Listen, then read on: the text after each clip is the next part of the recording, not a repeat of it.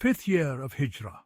The campaign of Dat al-Riqa. The messenger of God, may God bless him and grant him peace, set out for it on the 10th day of Muharram, as al-Waqidi stated previously. Ibn Ishaq said it was in Jumada al-Ula of the 4th year. The campaign of Dumat al-Jandal. The name is with a Dhamma on the letter Dal. It is said that it was named after Duma, son of Ishmael, peace be upon him, as it was his dwelling place. Dauma, with a fatha, is another place. This campaign was in Rabi al-Awwal, and the Prophet, may God bless him and grant him peace, returned before reaching it, and he did not encounter any hostility. Al-Madaini said, he set out in Muharram, intending to go to Uqaydir of Duma, but Uqaydir fled, and the Prophet, may God bless him and grant him peace, returned. Al-Waqidi said, Ibn Abi Sabra related to me from Abdullah ibn Abi Labid, from Abu Salama ibn Abd al-Rahman, and Abd al-Rahman ibn Abd al-Aziz related to me from Abdullah ibn Abi Bakr and others, who said, the messenger of God, may God bless him and grant him peace, intended to draw near to the borders of Syria to instill fear in Caesar. It was mentioned to him that at Dumat al-Jandal there was a large gathering of people who oppressed anyone who passed by them. There was a market and merchants there. So the messenger of God, may God bless him and grant him peace, set out with 1,000 men, travelling by night and concealing themselves by day. His guide was Madhkur al-Udhri. He diverted them from their main path. When there was a full day's journey between him and Duma, the guide said to him, O messenger of God, their grazing animals are pasturing near you, so wait here until I look. Madhkur went forth until he found the tracks of their herds.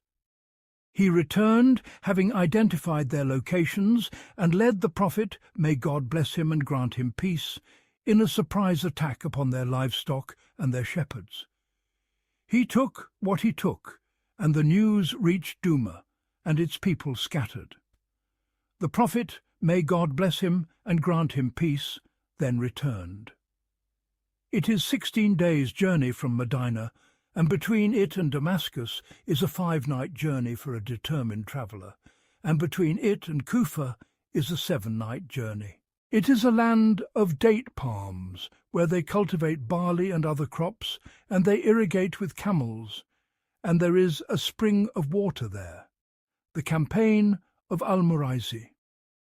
It is also called the campaign of the Banu al-Mustalik, and it took place in Shaban of the 5th year, according to the sound, and indeed certain view.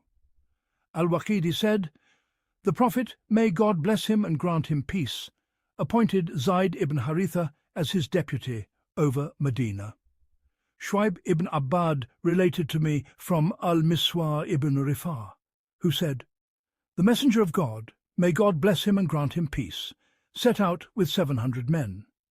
Yunus ibn Bukair said, Ibn Ishaq said, Muḥammad ibn Yahya ibn Hibban, Asim ibn Umar, and Abdullah ibn Abi Bakr related to me, saying, the messenger of God, may God bless him and grant him peace, set out after it was reported to him that the Banu al-Mustalik were gathering against him, their leader being Al-Harith ibn Abi Dirar, the father of Juwayriyah, the mother of the believers. The Prophet, may God bless him and grant him peace, marched until he reached Al-Muraisi, a watering place of theirs. They had prepared for the messenger of God, may God bless him and grant him peace, and the two forces arrayed themselves and fought. The messenger of God, may God bless him and grant him peace, defeated the Banu al-Mustalik, killing whom he killed from among them, and taking their women, children, and property as spoils. He was positioned in the direction of Qudayd and the coast. Al-Waqidi relates from Mamar and others that the Banu al-Mustalik of Khuzā used to dwell in the region of Al-Far, and they were allies of the Banu Mudlij. Their chief was Al-Harith ibn Abi Dirar, and he had marched with his people and whomever he could gather, and they had bought horses and weapons and prepared to march against the messenger of God. May God bless him and grant him peace. Al-Waqidi said Ibn Abdullah ibn Abi al-Abyad related to me from his father, from his grandmother, who was the freedwoman of Juwayriyah. I heard Juwayriyah say, "The messenger of God, may God bless him and grant him peace, came upon us while we were at Al-Muraisi. I heard my father say, a force has come upon us that we have no power to face." She said, "And I saw such a multitude of men, horses, and equipment that I cannot describe it. But when I embraced Islam and the messenger of God, may God bless him and grant him peace, married me, and we were returning, I began to look at the Muslims, and they were not as I had seen them. I realized that it was a terror sent from God. And a man from their tribe who had embraced Islam would say, 'We used to see white men on piebald horses whom we had never seen before or after.' Al-Waqidi said, 'The messenger of God, may God bless him and grant him peace, took control of the water source, and a leather tent was pitched for him. With him were Aisha and Salama. The messenger of God, may God bless him and grant him peace, arranged his companions in ranks. Then he commanded Umar to call out to them, 'Say, there is no God but God, and by it you will protect your lives and your property.' Umar did so, but they refused. The first to shoot an arrow was one of their men. The Muslims shot arrows for a time. Then the messenger of God, may God bless him and grant him peace, commanded his companions to charge. They charged, and not a single one of their men escaped. 10 of them were killed, and the rest were taken captive. One man from the Muslims was killed. Ibn Awn said, I wrote to Nafi asking him about calling the enemy to Islam before fighting. He wrote back, that was only in the beginning of Islam. The messenger of God, may God bless him and grant him peace, raided the Banu al-Mustalik while they were unsuspecting as their cattle were being watered. He killed their fighting men and took their captives. On that day he captured, I believe he said, Juwayriyah. And Ibn Umar related this to me, for he was in that army. This is agreed upon. Ismail ibn Jafar relates from Rabia al-Rai, from Muḥammad ibn Yahya ibn Hibban, from Ibn Muhayriz, who heard Abu Sa'id say, We went on the campaign with the messenger of God, may God bless him and grant him peace, against the Banu al-Mustalik, and we captured some of the noblest women of the Arabs. The period of our celibacy had grown long, and we desired their ransom. Yet we also wished to have relations with them while practicing coitus interruptus. We asked the messenger of God, may God bless him and grant him peace, and he said, It is no matter if you do not do so, for every soul that God has ordained to be created until the day of resurrection shall indeed come to be. This is agreed upon from Qutaybah, from Ismail. The marriage of the messenger of God, may God bless him and grant him peace. To Juwayriyah Yunus relates from Ibn Ishaq, who said, Muḥammad ibn Jafar ibn al-Zubayr related to me from Urwa, from Aisha, who said, When the messenger of God, may God bless him and grant him peace, distributed the captives of the Banu al-Mustalik, Juwayriyah fell to the share of Thabit ibn Qais ibn Shammas, or to a cousin of his. She entered into a contract to purchase her own freedom. She was a woman of sweet and pleasing countenance. No one saw her but that she captivated his soul. She came to the messenger of God, may God bless him and grant him peace, seeking his help with her contract of manumission. By God, the moment I saw her, I disliked it, and I said to myself, He will see in her the same as I have seen. When she entered upon the messenger of God, may God bless him and grant him peace, she said, I am Juwayriyah, daughter of Al-Harith, the chief of his people. A calamity has befallen me that is not hidden from you. I have entered into a contract to buy my freedom, so help me. He replied, or something better than that, I shall pay your contract for you, and I shall marry you.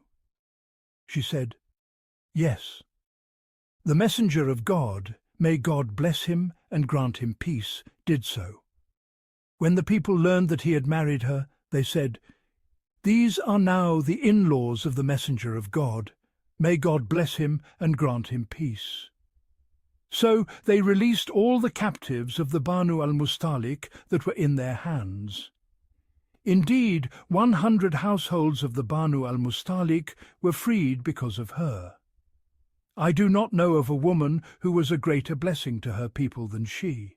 Her name was Bara, and the messenger of God, may God bless him and grant him peace, named her Juwayriyah. Yunus relates from Ibn Ishaq, who said, Muḥammad ibn Yahya ibn Hibban, Abdullah ibn Abi Bakr, and Asim ibn Umar ibn Qatada related to me concerning the story of the Banu al-Mustalik. While the Prophet, may God bless him and grant him peace, was staying there, a quarrel broke out over the water between Jahja ibn Sa'id al-Ghifari, a hired man of Omar, and Sinan ibn Zayd. He said, Muḥammad ibn Yahya related to me that they crowded at the water and fought. Sinan cried out, O assembly of Ansar! And Jahja cried, O assembly of Muhajirun! Zayd ibn Arqam and a group of the Ansar were with Abdullah ibn Ubay, that is, Ibn Salul. When he heard this, he said, they have come to challenge us in our own lands. By God, the matter between us and these ragged men of Quraysh is just as the saying goes, fatten your dog, and it will devour you. By God, if we return to Medina, the mightier will surely expel the weaker. Then he turned to his kinsmen who were with him and said, this is what you have brought upon yourselves. You allowed them into your lands and shared your wealth with them. By God, if you had withheld your support from them, they would have been forced to leave your lands. Zayd, who was a young boy, heard this and went to the messenger of God, may God bless him and grant him peace, where Umar was also present, and he told him the news. Umar exclaimed, O messenger of God, order Abad ibn Bishr to strike off his head. But the Prophet said, and what if the people say that Muhammad kills his own companions? No, but announce, O Umar, that it is time to depart. When this reached Ibn Ubay, he came to the Prophet, may God bless him and grant him peace, to make excuses, and he swore by God that he had not said such a thing. He held a high position among his people, and they said, O messenger of God, perhaps this young boy misheard.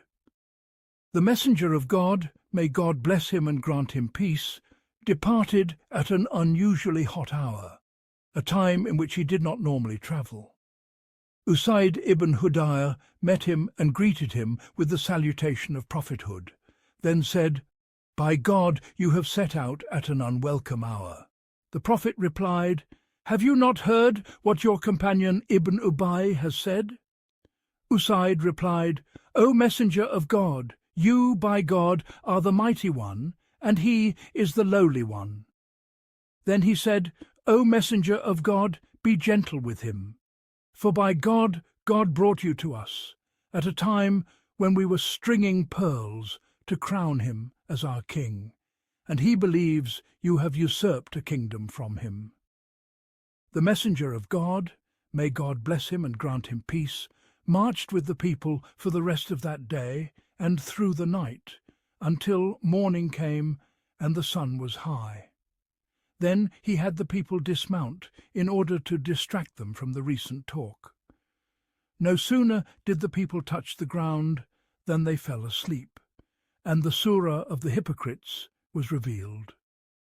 Ibn Uyayna said, Amr ibn Dinar related to us, saying, I heard Jabir say, we were with the Prophet, may God bless him and grant him peace, on a campaign when a man from the Muhajirun struck a man from the Ansar from behind. The Ansari cried, O Ansar! And the Muhajir cried, O Muhajirun!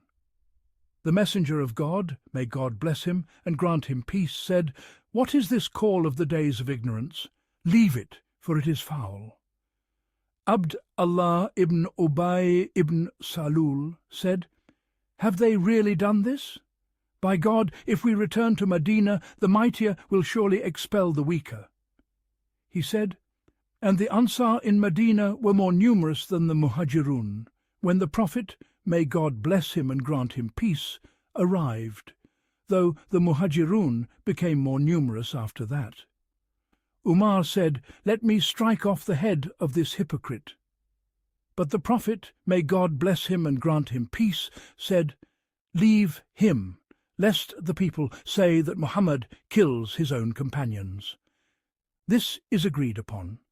Ubayd Allah ibn Musa said, Israel informed us from Al-Sudi, from Abu Sa'id al-Azdi, who said, Zayd ibn Arqam related to us, saying, We went on a campaign with the messenger of God, may God bless him and grant him peace, and with us were some Bedouins.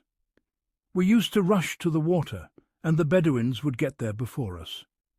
A Bedouin would arrive before his companions, fill the trough, place stones around it, and lay a leather sheet over it until his companions came. An Ansari man came and loosened the reins of his she-camel so it could drink, but the Bedouin stopped him. The Ansari removed a stone, and the water level dropped. The Bedouin raised a piece of wood and struck the Ansari on the head, injuring him. The Ansari went to Abdullah ibn Ubay and told him, and he became enraged and said, Do not spend on those who are with the messenger of God until they disperse from around him, meaning the Bedouins. And he said, If we return to Medina, the mightier will surely expel the weaker. Zayd said, I heard him and told my uncle, who went and informed the messenger of God, may God bless him and grant him peace. But Ibn Ubay swore and denied it. The messenger of God, may God bless him and grant him peace, believed him and disbelieved me.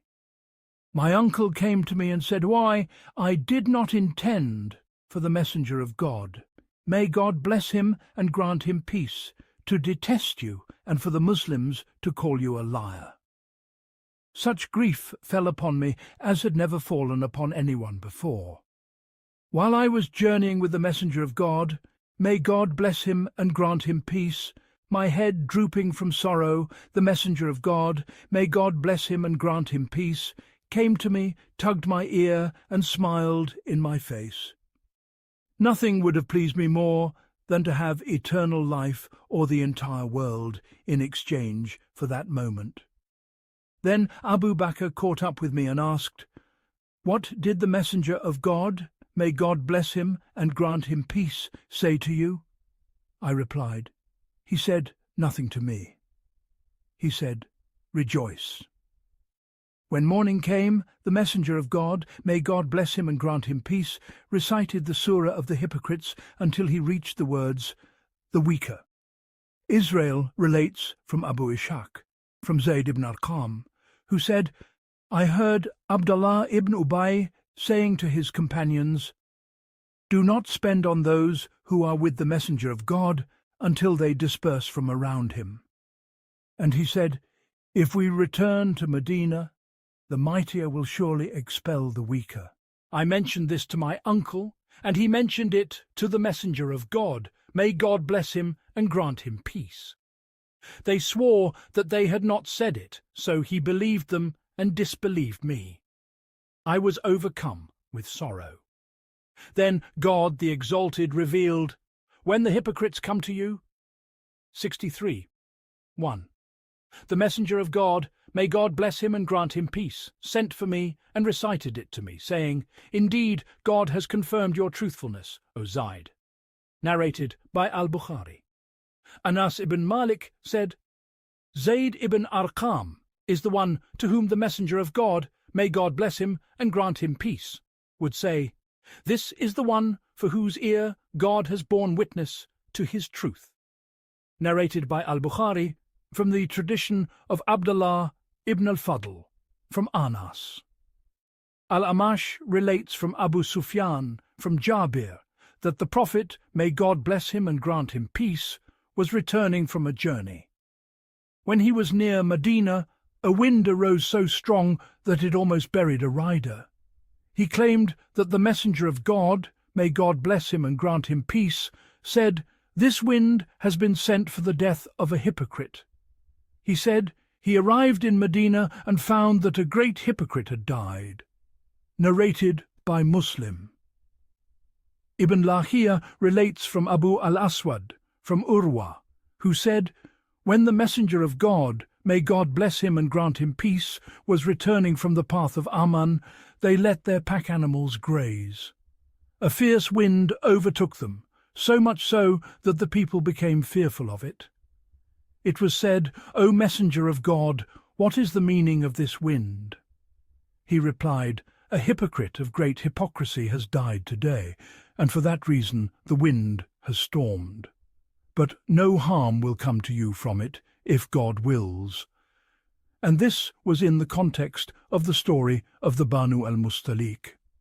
Yunus relates from Ibn Ishaq, from his sheikhs who narrated to him the story of the Banu al-Mustalik, who said, The Messenger of God, may God bless him and grant him peace, departed, and when he was at Bakka, in the land of the Hijaz, just before al-Baqi, a fierce wind blew, and the people feared it. The Messenger of God, may God bless him and grant him peace, said, Do not be afraid, for it has blown for the death of a great man from among the great men of disbelief. They found that Rifaa ibn Zayd ibn al-Tabut had died on that day. He was from the Banu Kainuka, and he had made a show of embracing Islam, but he was a refugee for the hypocrites. Asim ibn Omar ibn Qatada related to me. When the Prophet, may God bless him and grant him peace, arrived in Medina from the campaign of the Banu al-Mustalik, Abd Allah ibn Ubay came to him and said, O Messenger of God, it has reached me that you intend to kill my father. If you are going to do so, then command me, and I shall bring you his head. For by God, the Khazraj know that there was no man among them more devoted to his father than I. But I fear that you will command a Muslim man to do it, and he will kill him, and my soul will not allow me to look upon the killer of Abdullah walking the earth alive without killing him, and thus I would kill a believer for an unbeliever and enter the fire. The Prophet, may God bless him and grant him peace, said, Rather we shall treat him with kindness and be gentle with him as long as he is with us. And God knows best. The tradition of the slander. It occurred during this campaign. Sulayman ibn Harb said, Hamad ibn Zayd related to us from Mamar and Al-Numan ibn Rashid, from Al-Zuri, from Urwa, from Aisha, that when the Prophet, may God bless him and grant him peace, intended to travel, he would cast lots among his wives. She said, He cast lots among us for the campaign of Al-Muraisi, and my lot was drawn. And in my connection, those who were to perish, perished. Likewise, Ibn Ishaq, al-Waqidi, and others have stated that the incident of the slander occurred during the campaign of Al-Muraisi. It is related from Abad ibn Abdullah that he said, I said, O mother, tell me your story concerning the campaign of Al-Muraisi.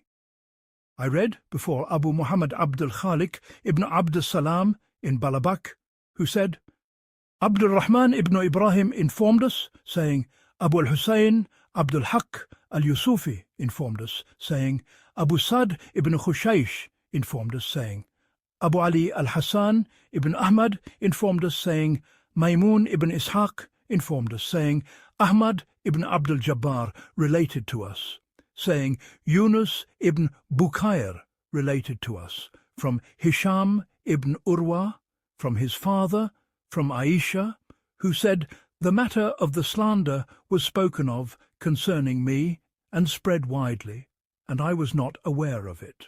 The messenger of God, may God bless him and grant him peace, came with some of his companions, and they questioned a young, dark-skinned serving girl of mine. They said, Tell us what you know of Aisha. She replied, By God, I know nothing about her that is blameworthy, except that she sleeps in the late morning, to the point that the domestic animal of the household comes and eats her dough. They pressed her with questions until she understood, and she exclaimed, Glory be to God! By him in whose hand is my soul, I know of Aisha only what the goldsmith knows of a piece of pure red gold. She said this was happening, and I was unaware. Then the messenger of God, may God bless him and grant him peace, stood and delivered an address. He praised God and lauded him as he is worthy of being lauded. And then he said, And now advise me concerning a group of people who have maligned my family. By God, I have never known any evil of my family, and they have maligned them in connection with a man of whom, by God, I have never known any evil. He never entered upon my family except when I was present, and I never went away on a journey but that he went with me. Sa'd ibn Mu'adh said, I see, O Messenger of God, that you should strike off their necks. A man from the Khazraj, and the mother of Hassan was from his clan, as was Hassan himself, retorted, By God, you have not spoken the truth. If they were from the Ayes, you would not have advised this.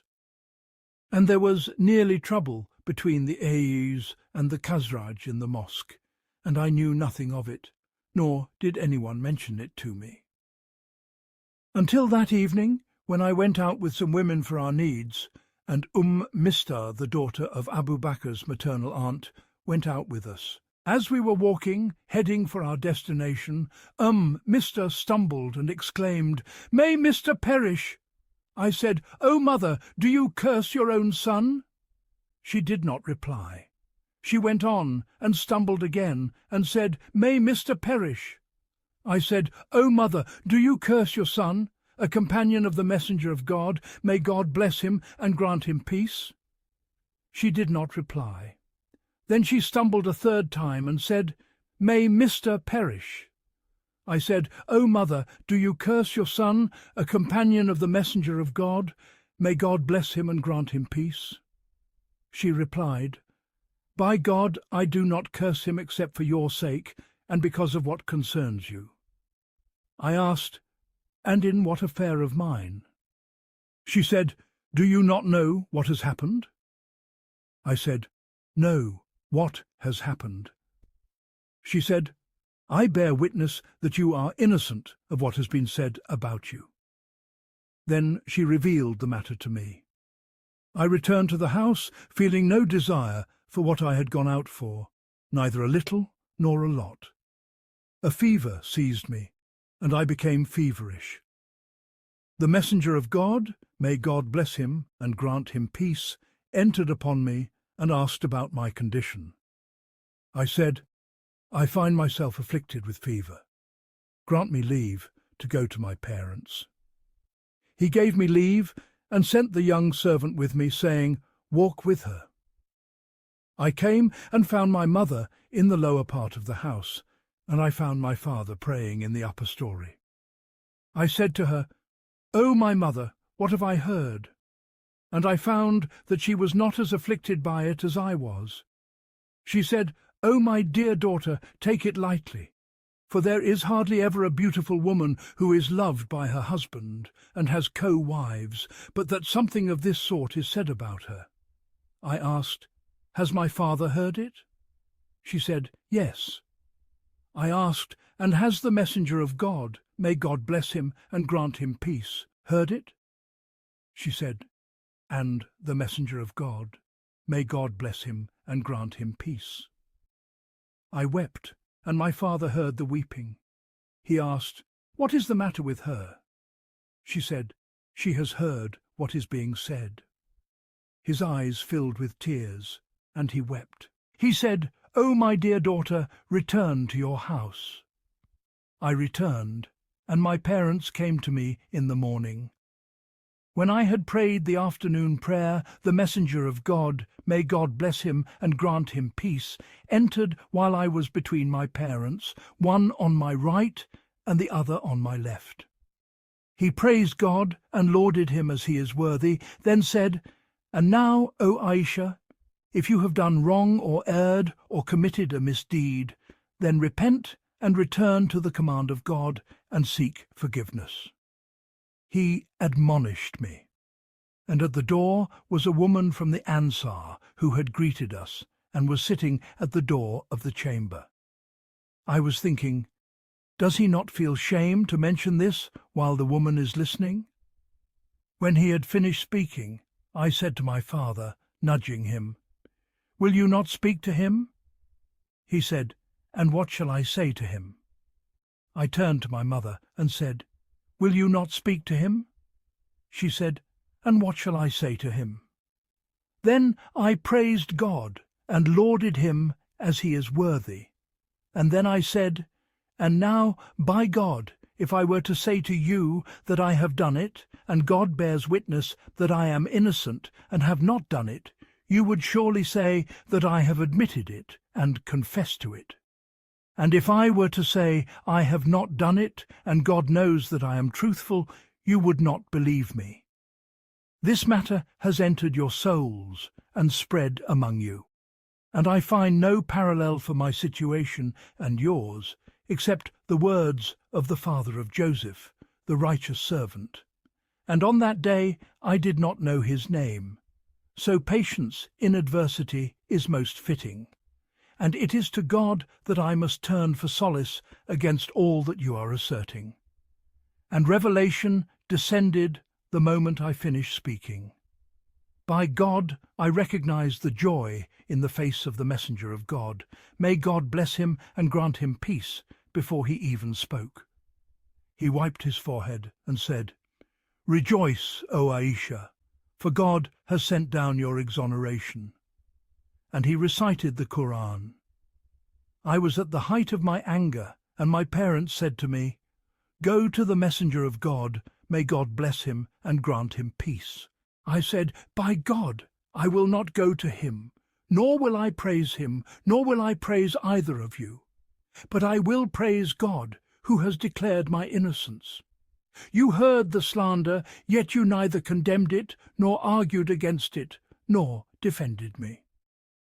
The man about whom the slander was spoken, when news of the exoneration reached him, exclaimed, "Glory be to God! By him in whose hand is my soul, I have never uncovered the veil of any woman." And Mr. was an orphan in the care of Abu Bakr, who used to provide for him. He swore that he would never again benefit Mr. with anything. Then God revealed, "And let not those of you who are endowed with grace and amplitude of means resolve by oath that they will not give to their kinsfolk." Until his words, "Do you not desire that God should grant you forgiveness?" 24:22. Abu Bakr said, "Indeed, by God, O Lord, I desire that you forgive me." And his eyes filled with tears, and he wept, may God be pleased with him. This is a high and excellent chain of narration. Al-Bukhari narrated it as a suspended tradition, saying, "And Abu Usama said, from Hisham ibn Urwa," and he mentioned it.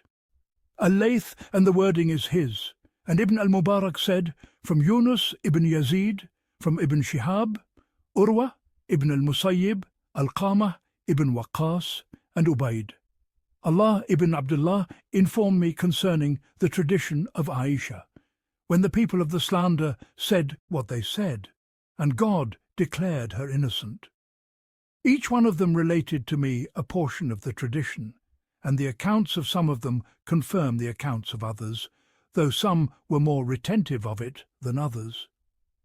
She said, "Whenever the messenger of God, may God bless him and grant him peace, intended to set out on a journey, he would cast lots among his wives, and whichever of them drew the lot, he would take her with him. He cast lots among us for a campaign he undertook, and my lot was drawn. I went with him after the verse of the hijab had been revealed, and I was carried in my howdah and would dismount in it. We journeyed until the messenger of God, may God bless him and grant him peace, finished that campaign and was returning. We drew near to Medina, and one night he announced the departure. I stood up when they announced the departure and walked until I had passed the army. When I had tended to my need, I returned to my camel litter and found that a necklace of mine, made of onyx beads from Zifar, had broken. I searched for it, and the search delayed me. The group of men who were responsible for my litter came and lifted my howdah, placing it on the camel I had been riding, assuming that I was inside. At that time, women were light and not heavy with flesh. They ate but a morsel of food. So they did not notice the lightness of the howdah when they lifted it. And I was a young girl. They sent the camel on its way and marched off. I found my necklace after the army had moved on. I came to their deserted encampment, but there was no one to call out or to answer. I made my way to the spot where I had been, thinking that they would notice my absence and return for me. As I was sitting there, my eyes grew heavy, and I fell asleep. Safwan ibn al-Mu'attal al-Sulami, and then al-Dakwani, was travelling behind the army. He had set out at dawn and came upon my location in the morning. He saw the dark form of a sleeping person. He came to me and recognized me when he saw me, for he had seen me before the hijab was enjoined. I awoke to his exclamation of, "Inna lillahi wa inna ilayhi rajiun." Verily, to God we belong, and to him we shall return, when he recognized me. I veiled my face with my jilbab. By God, he did not speak a word to me, nor did I hear a word from him other than his exclamation. He made his camel kneel, and he stepped on its forelegs, and I mounted it. He set off, leading the camel with me upon it, until we reached the army after they had encamped in the intense midday heat, and those who were to perish perished. The one who took the leading part in the slander was Abd Allah ibn Ubay ibn Salul. We arrived in Medina, and I fell ill for a month after my arrival. The people were engrossed in spreading the words of the slanderers, and I was unaware of any of it. What aroused my suspicion during my illness was that I did not perceive from the messenger of God, may God bless him and grant him peace, the kindness I was accustomed to seeing from him when I was ill. He would only enter, greet me, and then say, "How is that one of yours?" and then depart. This is what troubled me, and I was not aware of the evil, until one day, after I had recovered, I went out. I went out with Mista toward Al-Manasi, which was our place for relieving ourselves. We would only go out from one night to the next, and this was before we had latrines built near our houses. Our custom was that of the early Arabs in going out into the open to relieve ourselves, and we were averse to having latrines near our houses. I set out with Mista, who was the daughter of Abu Ruhm ibn Abd Manaf, and her mother was the daughter of Sakhr ibn Amir, the maternal aunt of Abu Bakr al-Siddiq. Her son was Mista ibn Uthatha ibn al-Muttalib. I was returning with Mista toward my house, having finished our business, when Mista stumbled on her cloak and said, "May Mista perish." I said to her, "What an evil thing you have said! Do you curse a man who witnessed Badr?" She said, "Oh dear, have you not heard what he said?" I asked, "And what is that?" She then told me what the slanderers were saying.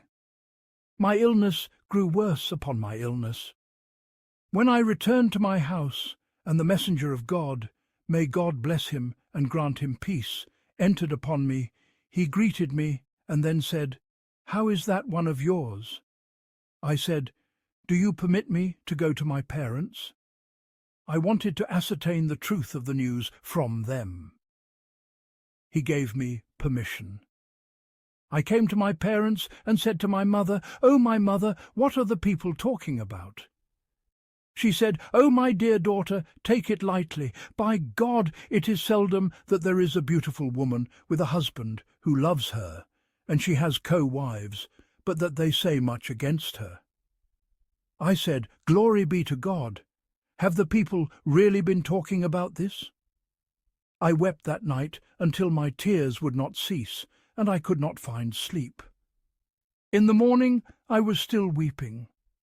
The messenger of God, may God bless him and grant him peace, summoned Ali ibn Abi Talib and Usama ibn Zayd, as revelation had been withheld, to consult them about separating from his wife. As for Usama, he advised the messenger of God, may God bless him and grant him peace, based on what he knew of his family's innocence and the affection he knew he held for them. Usama said, "O messenger of God, they are your family, and we know nothing but good of them." As for Ali, he said, "O messenger of God, God has not restricted you, and there are many women other than her. Ask the serving girl, and she will tell you the truth." She said, "So the messenger of God, may God bless him and grant him peace, called for Barira and said, 'O Barira, have you seen anything that would arouse your suspicion?'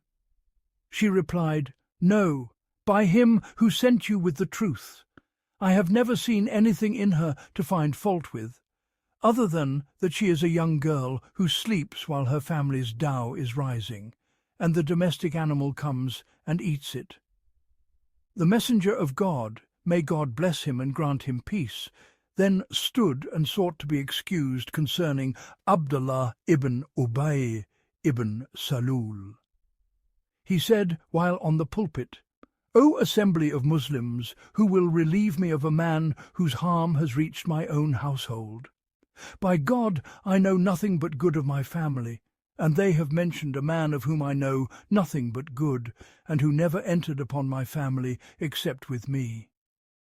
Sa'd ibn Mu'adh stood and said, "O messenger of God, I will relieve you of him.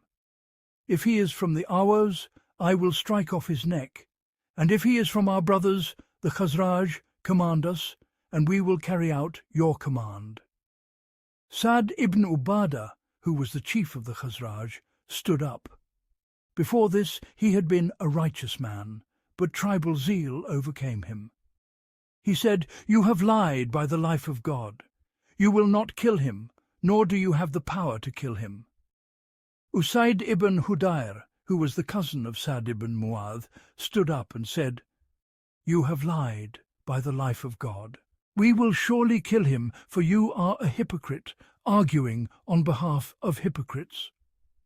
The two tribes, the Edomus and the Khazraj, became agitated and were on the verge of fighting, while the messenger of God, may God bless him and grant him peace, was standing on the pulpit. He continued to calm them until they fell silent, and he was silent.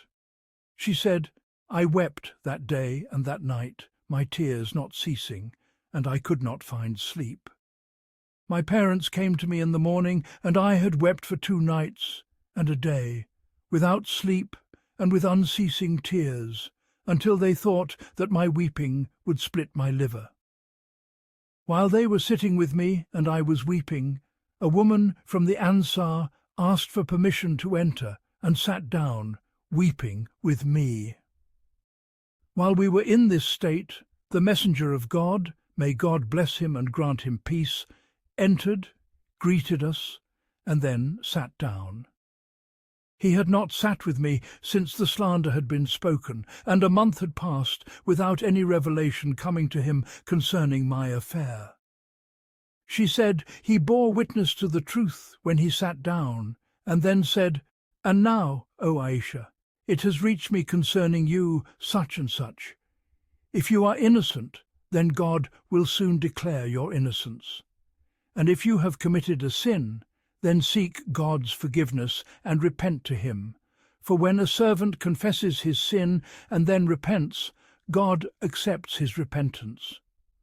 She said, when the messenger of God, may God bless him and grant him peace, had finished his words, my tears ceased so completely that I did not feel a single drop.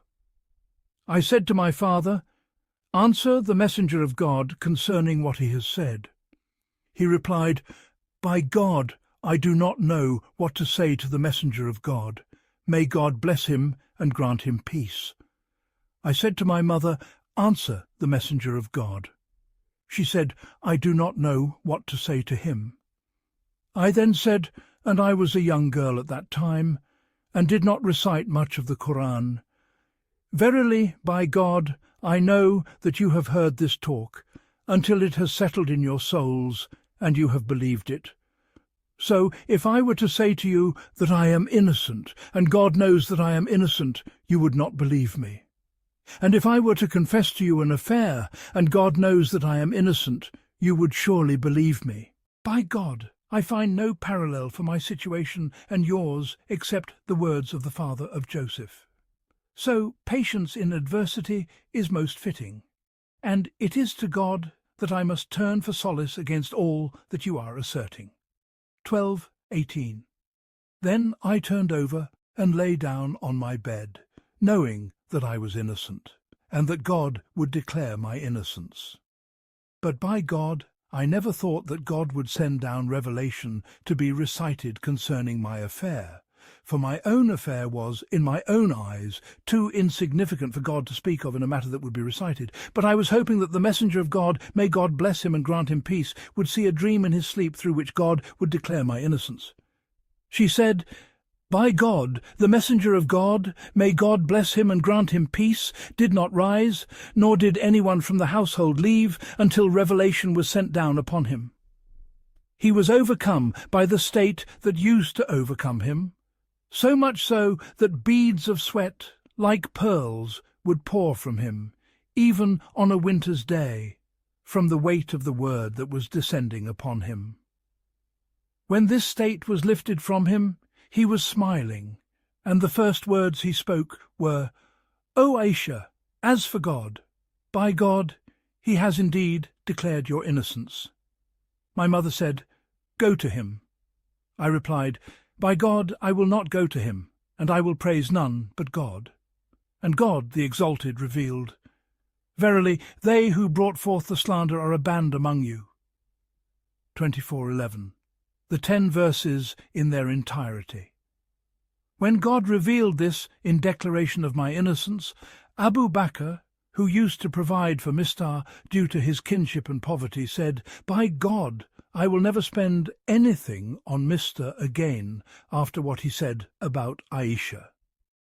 Then God, the Exalted, revealed, 'And let not those of you who are endowed with grace and amplitude of means resolve by oath that they will not give to their kinsfolk and the poor and those who have emigrated in God's cause.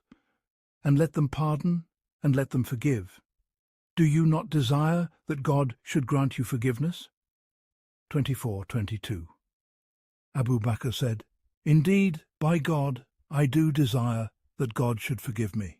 He then resumed the provision he used to give to Mr. and said, 'By God, I will never withhold it from him again.' She said, 'And the messenger of God, may God bless him and grant him peace, used to ask Zainab bint Jahsh about my affair, and she would say, I protect my hearing and my sight. I have known nothing but good.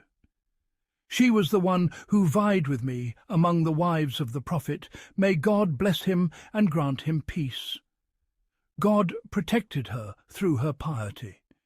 But her sister, Hamna, began to fight on her behalf, and perished among those who perished from the people of the slander. This is agreed upon from the tradition of Yunus al-Ayli. Abu Mashar said, Aflah ibn Abdullah ibn al-Mughira related to me from al-Zuhri, who said, I was with al-Walid ibn Abd al-Malik, and he mentioned the tradition in its entirety from the four narrators, from Aisha. Al-Walid asked, And what was that? She replied, The Messenger of God, may God bless him and grant him peace, undertook the campaign of the Banu al-Mustalik and cast lots among his wives. My lot and the lot of Salama were drawn. Abd al-Razak said, Mama informed us from al-Zuhri, who said, I was with al-Walid ibn Abd al-Malik, and he said, The one who took on the greater part of it among them was Ali. I replied, No. Said Urwa, Al-Qama, and Ubaid Allah all related to me that they heard Aisha say, The one who took on the greater part of it was Abdullah ibn Ubay. He said, So he asked me, Then what was his crime? I replied, Glory be to God. From your own people, Abu Salama ibn Abd al-Rahman and Abu Bakr ibn Abd al-Rahman ibn al-Harith ibn Hisham related that they both heard Aisha say, He was an ill-doer in my affair. Narrated by al-Bukhari. Yunus ibn Bukayr relates from Ibn Ishaq, who said, Abdullah ibn Abi Bakr ibn Hazm related to me from Amra, from Aisha, who said, When the Messenger of God, may God bless him and grant him peace, recited the account that was revealed as my exoneration to the people, he came down and ordered that 2 men and a woman, from among those who had spoken of the obscenity concerning Aisha, be flogged the prescribed punishment. He said, And those who had cast the aspersion upon her were Ibn Ubay, Mistah, Hassan, and Hamna bint Jash. Shubha relates from Sulaiman, from Abu al-Duha, from Masruq, who said, Hassan ibn Thabit entered upon Aisha, may God be pleased with her, and recited some verses of his in praise. A chaste and dignified lady, unsullied by any suspicion, who awakens with a hunger for the flesh of the heedless. She said, I am not like that. I asked, Do you allow such a one to enter upon you, when God, the mighty and majestic, has revealed? And he among them who took on the greater part of it, for him is a grievous chastisement. 24:11. She replied, And what chastisement is more severe than blindness? And she said, He used to defend the Prophet, may God bless him and grant him peace. This is agreed upon. Yunus relates from Ibn Ishaq, Muḥammad ibn Ibrahim al-Taymi related to me, and Safwan ibn al-Mu'attal was greatly maligned by Hassan concerning the affair of Aisha, and Hassan recited in allusion to him. The hooded strangers have become mighty and numerous, while the son of the little vixen was yesterday the egg of the town. Safwan intercepted him one night as he was coming from his maternal uncles, the Banu Saida, and struck him on the head with his sword. Thabit ibn Qais rushed upon him, bound his hands to his neck with a black rope, and led him to the quarter of the Banu Haritha. Abd Allah ibn Rawaha met him and asked, What is this? He replied, What surprises you? He attacked Hassan with a sword, and by God, I think he has killed him. He asked, Did the Messenger of God, may God bless him and grant him peace, know what you did to him? He said, No. He replied, By God, you have acted boldly. Let him go free. We will go to the Messenger of God, may God bless him and grant him peace, in the morning, and inform him of the matter, so let him go. When morning came, they went to the Prophet, may God bless him and grant him peace, and told him what had happened. He said, Where is Ibn al-Mu'attal? He stood before him and said, Here I am, O Messenger of God. The Prophet asked, "What prompted you to do what you did?" He replied, "He harmed me and slandered me excessively, and was not content until he alluded to me in his poetry. Anger overcame me, and here I am, so whatever right is due from me, take it from me." The messenger of God, may God bless him and grant him peace, said, "Call Hassan for me." He was brought, and the Prophet said, "O Hassan, do you begrudge my people that God has guided them to Islam?" He means, you were envious of them. "O Hassan, be gracious in what has befallen you." Hassan replied, "It is for you, O Messenger of God." The Messenger of God, may God bless him and grant him peace, gave him Sirin the Copt, who bore him his son Abd al-Rahman. And he gave him a piece of land that had belonged to Abu Talha, which he had given as charity to the Messenger of God, may God bless him and grant him peace. Yaqub ibn Utbah related to me that Safwan ibn al-Mu'attal said, when he struck Hassan, "Receive the sting of the sword, for I am a young man who, when satirized, is no poet." And Hassan said to Aisha, "May God be pleased with her.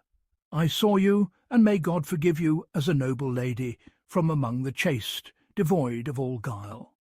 A chaste and dignified lady, unsullied by any suspicion, who awakens with a hunger for the flesh of the heedless. And what has been said is not befitting of you ever. Rather, it is the saying of a slandering man. If I have satirized you, as they have informed you, then may my fingers never raise my whip to me. How could I, when my love, as long as I live, and my support are for the family of the Messenger of God, the adornment of all assemblies? And they possess a glory that people see as beyond their reach, short in comparison, while their glory has attained every height.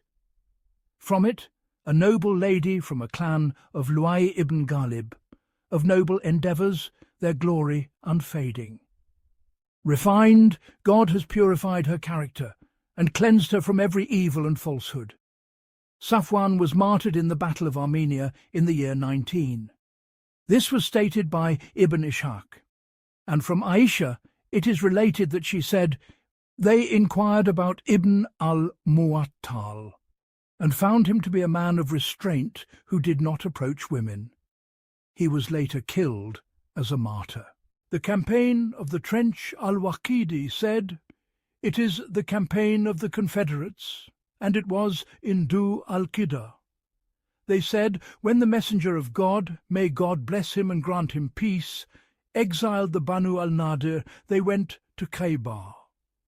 A group of their leaders went to Makkah and incited Quraysh, inviting them to wage war against the Messenger of God, may God bless him and grant him peace.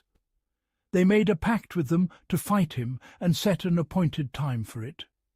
Then they went to Ghatafan and Sulaim and invited them to do the same, and they agreed. Quraysh prepared for war, gathering their slaves and followers, and they numbered 4,000. They brought with them about 300 horses, besides the camels.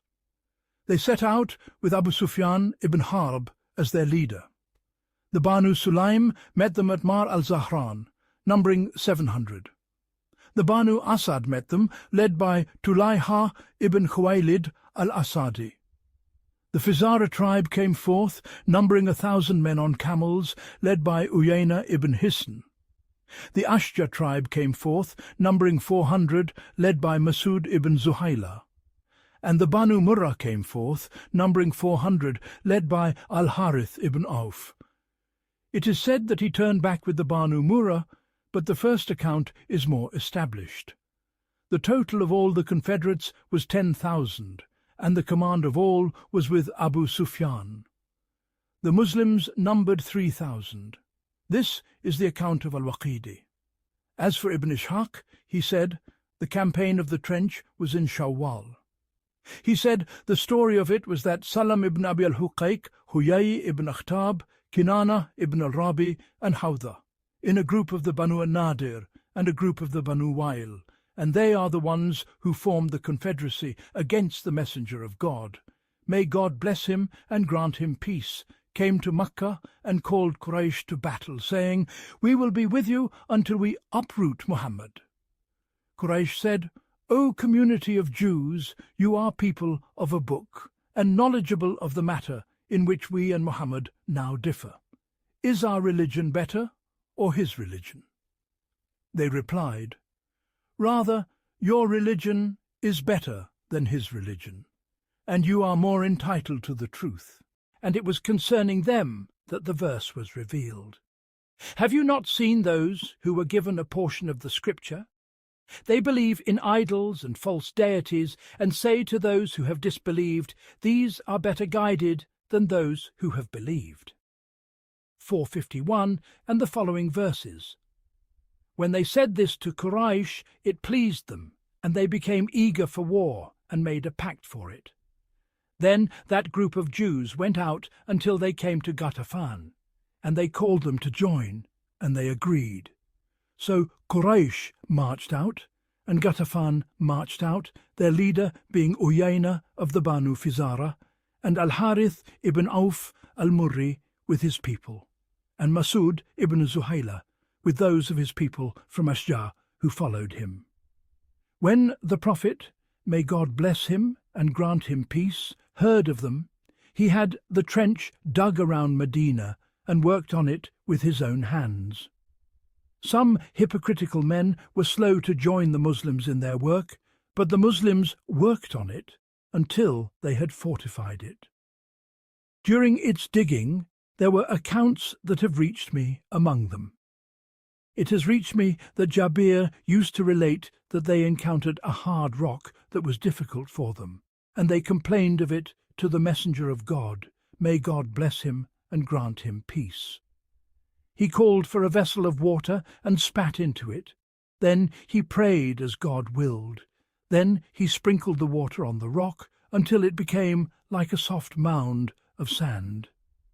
Said Ibn Mina related to me from Jabir ibn Abdullah, who said, "We worked with the messenger of God, may God bless him and grant him peace, on the trench.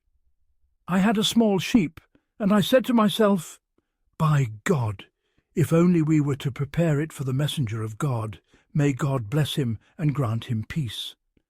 I told my wife, and she ground some barley for us and made bread from it for us. I slaughtered that sheep, and we roasted it. When evening came, and the messenger of God, may God bless him and grant him peace, was about to depart, for we worked on the trench by day, and when evening came, we would return to our families, I said, O messenger of God, I have prepared such and such, and I would love for you to come with me. I only intended for him to come with me alone. When I said this to him, he replied, Yes. Then he ordered a herald to cry out, Depart with the messenger of God. May God bless him and grant him peace, to the house of Jabir. I said, To God we belong, and to him we shall return.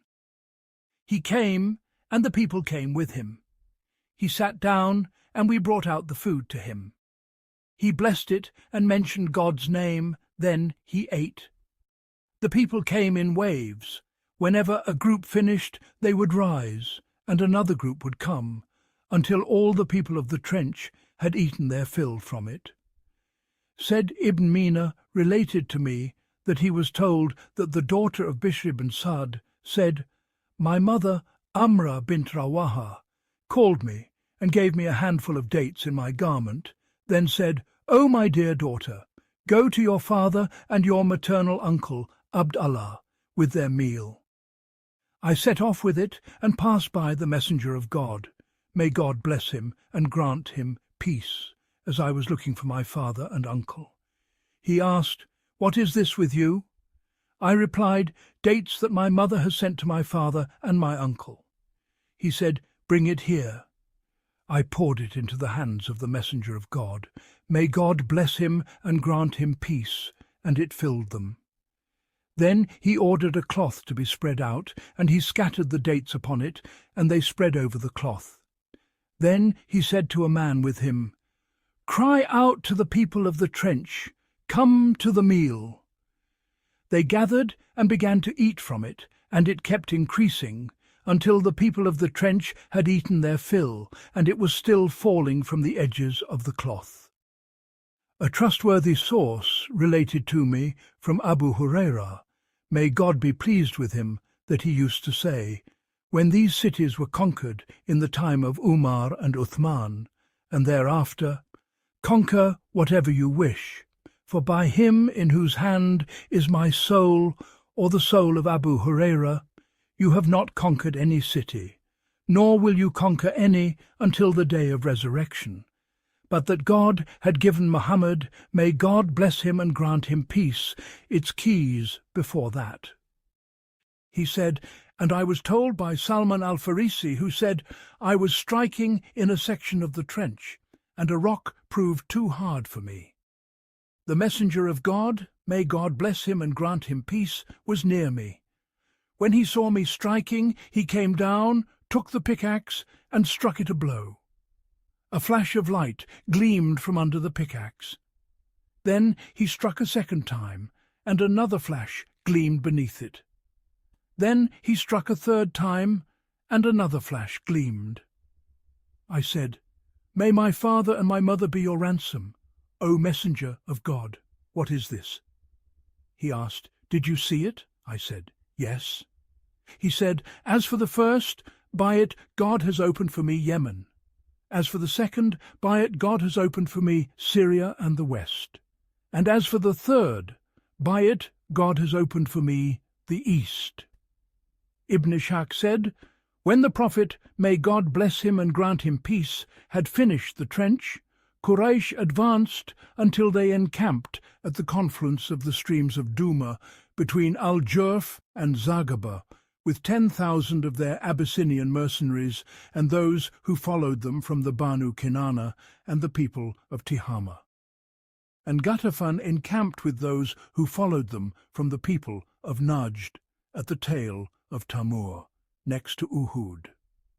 And the messenger of God, may God bless him and grant him peace, and the Muslims came out and positioned themselves with their backs to Mount Sal, numbering 3,000. They set up camp there, with the trench between them and the enemy. Huyai ibn Akhtab went to Ka'b ibn Asad al-Qurazi, the guardian of the pact and covenant of the Banu Qurayza, who had made a truce with the messenger of God, may God bless him and grant him peace, on behalf of his people. When Ka'b heard Huyai approaching, he bolted the fortress gate and refused to open it for him. Huyai called out to him, O Ka'b, open for me. He replied, You are a man of ill omen, and I have made a covenant with Muhammad, and I will not break what is between me and him, for I have seen nothing from him but faithfulness and truthfulness. Huyai said, Woe to you! Open, so that I may speak with you. He replied, I will not. Huyai said, By God, you have only shut me out for fear that I might eat from your meagre porridge with you. This provoked him, and he opened the gate for him. Huyai said, Woe to you, O Ka'b! I have come to you with the glory of the age and a surging ocean. I have brought you Quraysh with their leaders and chieftains, and I have settled them at the confluence of the streams of Duma, and Ghatafan with their leaders and chieftains, and I have settled them at the tail of Tamur, next to Uhud. They have covenanted and contracted with me that they will not depart until we have uprooted Muhammad and those with him. Ka'b said to him, By God, you have brought me the humiliation of the age, and a cloud that has already shed its water, with thunder and lightning, but nothing in it. O Huyai, leave me to what I am upon, for I have seen nothing from Muhammad but truthfulness and faithfulness. But Huyai did not cease to persuade Ka'b until he yielded, giving him a pledge that if Quraysh and Ghatafan were to return without having overcome Muhammad, he would enter the fortress with him, so that whatever befell him would befall Ka'b also. And so Ka'b broke his covenant and renounced what had been between him and the Prophet. May God bless him and grant him peace. When the news reached the Prophet, may God bless him and grant him peace, he sent Sa'd ibn Mu'adh and Sa'd ibn Ubadah, the two leaders of the Ansar, and with them Abdullah ibn Rawaha and Khawat ibn Jubair, saying, "Go and see if what has reached us about these people is true. If it is true, then give me a subtle hint that I will understand, and do not dishearten the people.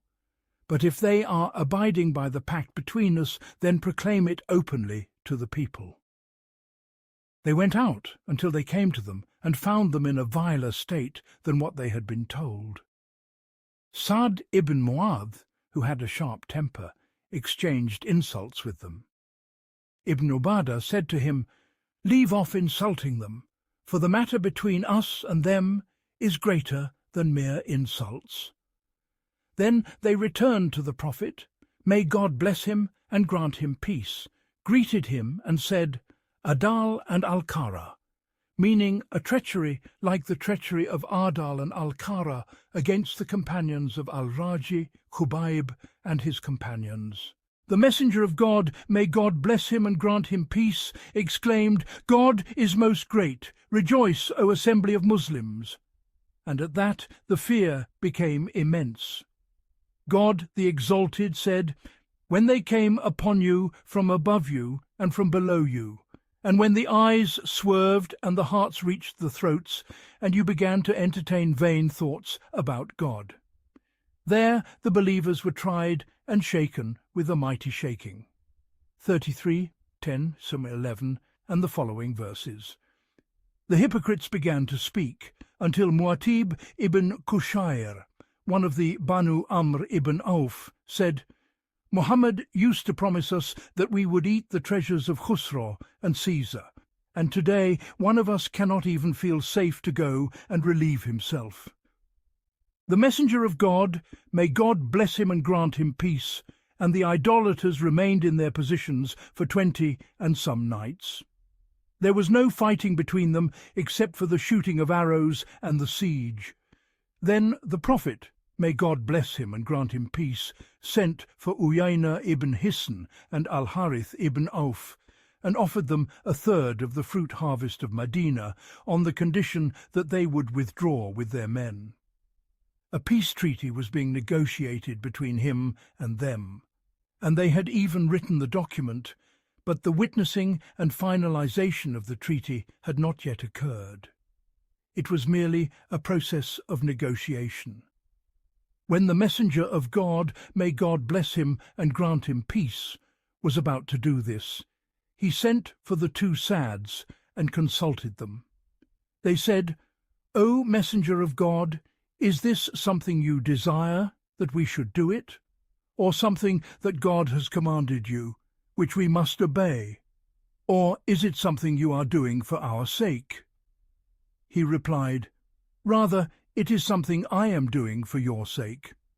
By God, I am not doing this except that I see the Arabs have shot at you from a single bow, and I wanted to break some of their might from you."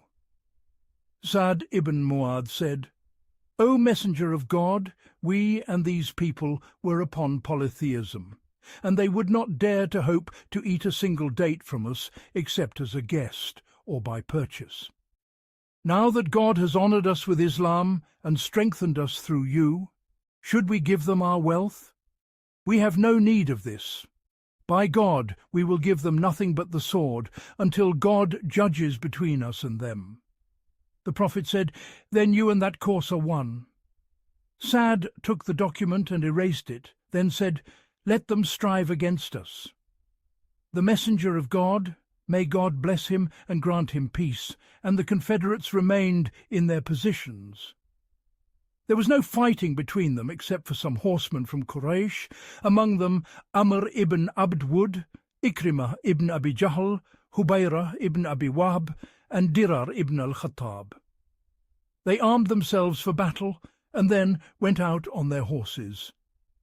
They passed by the dwellings of the Banu Kinana and said, "Prepare for battle, O Banu Kinana, for you will soon know who the true horsemen are today." Then they advanced, their horses galloping, until they stood at the trench. When they saw it, they said, "By God, this is a stratagem that the Arabs have never used." He said they sought a narrow spot in the trench, spurred their horses, and they leaped across it, landing in the salt marsh between the trench and Mount Sal. Ali, may God be pleased with him, went out with a group of Muslims, and they secured the gap against them. The horsemen advanced at a gallop toward them. Amr ibn Abd Wud had fought on the day of Badr until he was incapacitated by his wounds and did not witness the day of Uhud. On the day of the trench, he came out wearing a distinctive mark so that his position could be seen. When he and his horsemen stood, he called out, "Who will challenge me in single combat?" Ali, may God be pleased with him, came forth to meet him. Ali said, "O Amr, you have made a pact with God that no man of Quraysh would offer you one of two choices, but that you would accept one of them from him." He replied, "Indeed." Ali said, "Then I call you to God and his messenger, and to Islam." He replied, "I have no need of that." Ali said, "Then I call you to combat." He replied, "Why, O son of my brother? For by God I do not wish to kill you." Ali, may God honour his countenance, said, "But I, by God, do wish to kill you." Amr became enraged, dismounted from his horse, hamstrung it, and struck its face. Then he advanced upon Ali, and they fought and circled each other, and Ali, may God be pleased with him, killed him. Their horsemen fled, leaping back across the trench. On that day Ikrimah threw down his spear and fled, and Ali, may God be pleased with him, recited concerning this. He aided the stones out of the foolishness of his mind, and I aided the religion of Muḥammad with the strike of my sword. I fought him and left him fallen, like a tree trunk between the hard grounds and the hills. Do not think that God will forsake his religion and his prophet, O assembly of the confederates. Abu Layla Abdallah ibn Sahal related to me that Aisha, may God be pleased with her, was in the fortress of the Banu Haritha on the day of the trench, and the mother of Sa'd ibn Mu'adh was with her in the fortress. Sa'd passed by, wearing a short coat of mail from which his entire arm protruded. In his hand was a spear, and he was striding proudly, saying, "Wait but a little, that the charger may witness the fray. There is no harm in death when the appointed time has come." His mother said to him, "Hasten, my dear son, for you are late." Aisha said, I said to her, "O mother of Sa'd, I wish that Sa'd's coat of mail were more ample than it is." Sa'd was struck by an arrow that severed his medial arm vein.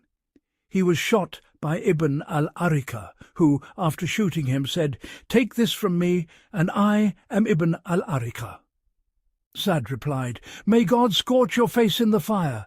O God, if you have left anything remaining of the war with Quraysh, then keep me for it. For there is no people I would rather strive against in your cause than a people who have harmed your messenger, called him a liar, and expelled him.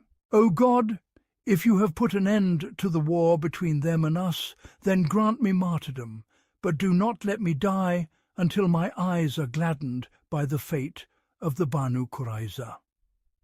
Safiya bint Abd al-Muttalib was in Fari, the fortress of Hassan ibn Thabit, and with her were the women and children. She said, "A Jewish man passed by us and began to circle the fortress. The Banu Qurayza had declared war and broken their pact, and there was no one between us and them to defend us. The Prophet, may God bless him and grant him peace, and the Muslims were facing their enemy and could not turn away from them to come to us. She said, 'O Hassan, This Jew, as you can see, is circling the fortress, and by God, I do not feel safe from him revealing our vulnerability to the Jews behind us. The messenger of God, may God bless him and grant him peace, and his companions are occupied with our defense, so go down to him and kill him." He replied, "May God forgive you, O daughter of Abd al-Muttalib. By God, you know well that I am not the man for this." When he said this to me, and I saw that he had nothing to offer, I girded myself, took a wooden pole, and descended from the fortress to him. I struck him with the pole until I killed him. When I had finished, I returned to the fortress and said, "O Hassan, go down to him and take his spoils, for nothing prevented me from taking his spoils except that he is a man." He replied, "I have no need of his spoils." The messenger of God, may God bless him and grant him peace, and his companions remained in the state of fear and hardship that God described, due to their enemies arraying themselves against them and coming upon them from above and from below. A similar account was narrated by Yunus ibn Bukair, from Hisham ibn Urwa, from his father.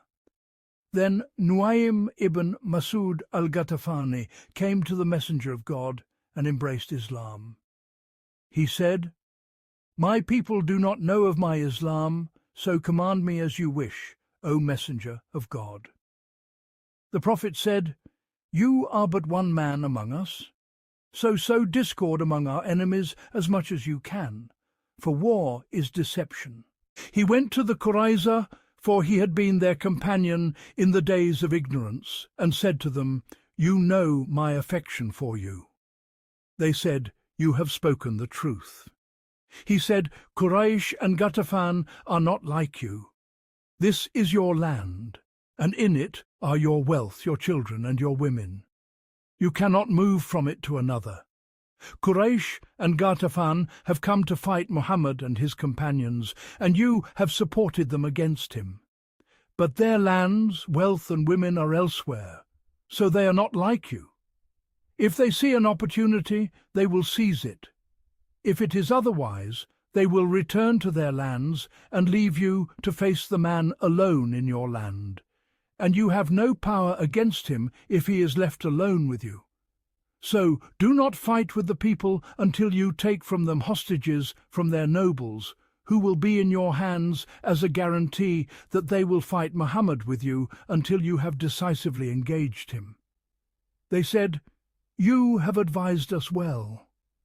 Then he went out until he came to Quraysh and said to Abu Sufyan and those with him, "You know my affection for you and my parting from Muḥammad.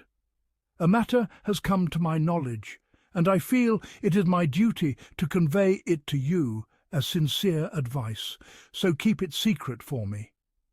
They said, "We will." He said, "Know that the community of Jews has regretted what they have done in their dealings with Muḥammad. They have sent word to him, saying, 'We regret what we have done. Would it please you if we take for you from the two tribes, Quraysh and Ghatafan, men from their nobles, and give them to you, so that you may strike off their necks? Then we will be with you against those who remain of them until we uproot them.' He sent back to them, 'Yes, so if the Jews send to you, asking for hostages from your men, do not do it.' Then he went out and came to Ghatafan and said, 'O community of Ghatafan, you are my origin and my clan, and the dearest of people to me, and I do not think you would suspect me.' They said, 'You have spoken the truth. You are not suspect in our eyes.' He said, 'Then keep what I say secret.' They said, 'We will.' Then he said to them the same as he had said to Quraysh, and warned them as he had warned them. When it was the eve of the Sabbath in the month of Shawwal, it was part of God's plan for his messenger, may God bless him and grant him peace, that Abu Sufyan and the leaders of Ghatafan sent Ikrimah ibn Abi Jahl with a group of men from Quraysh and Ghatafan to the Banu Qurayza.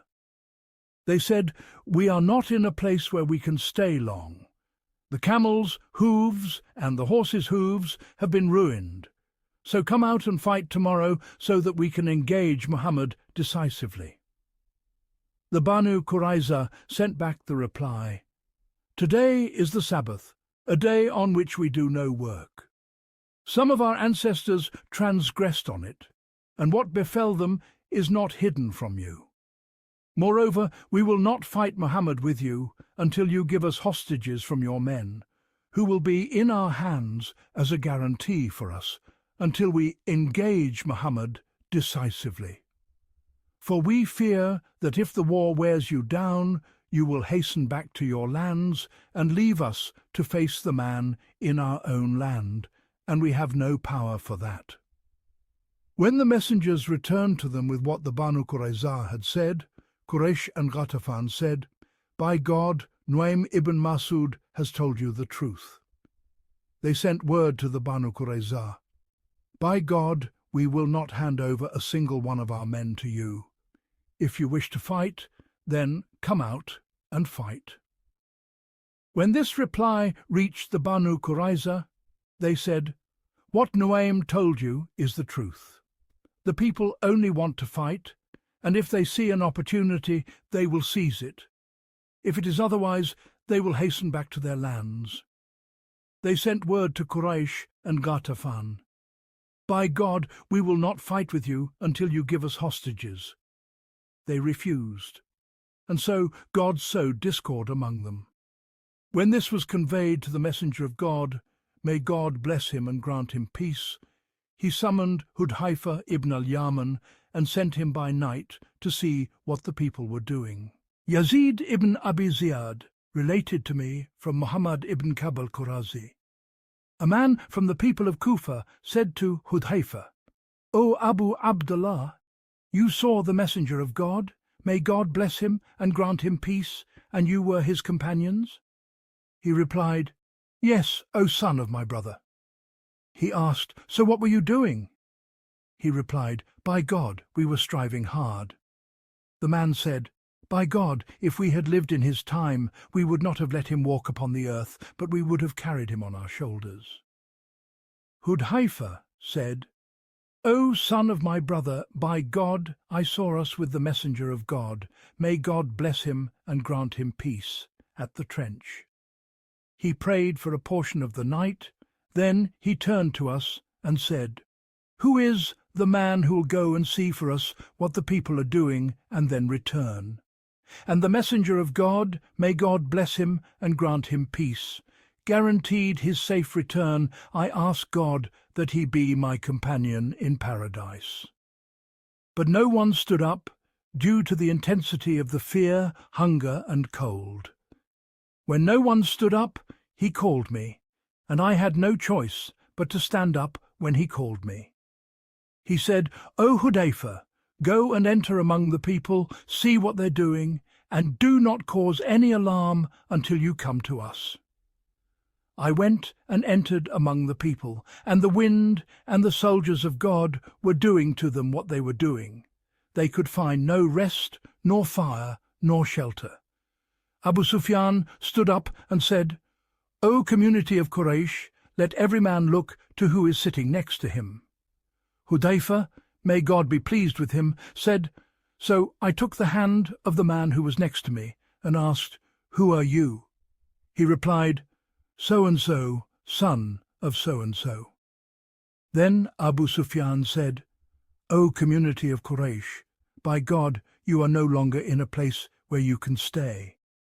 The camels and horses have perished, the Banu Qurayza have failed us, and news has reached us from them that we dislike. And we have faced such a severe wind, as you can see, that no pot of ours can remain steady, no fire of ours can stay lit, and no building of ours can stand. So depart, for I am departing." Then he went to his camel, which was hobbled, sat upon it, and then struck it, and it leaped up with him on 3 of its legs. By God, he did not unfasten its hobble until it was already standing. And were it not for the command of the messenger of God, may God bless him and grant him peace, do not cause any alarm until you come to me, I would have killed him with an arrow if I had wished. He said, I returned to the messenger of God. May God bless him and grant him peace. And he was standing in prayer, wrapped in a striped cloak belonging to one of his wives, a type of patterned cloth from Yemen, as explained by Ibn Hisham. When he saw me, he drew me to his feet and threw the edge of the cloak over me. Then he bowed and prostrated, and I was within it. When he finished the prayer, I gave him the news.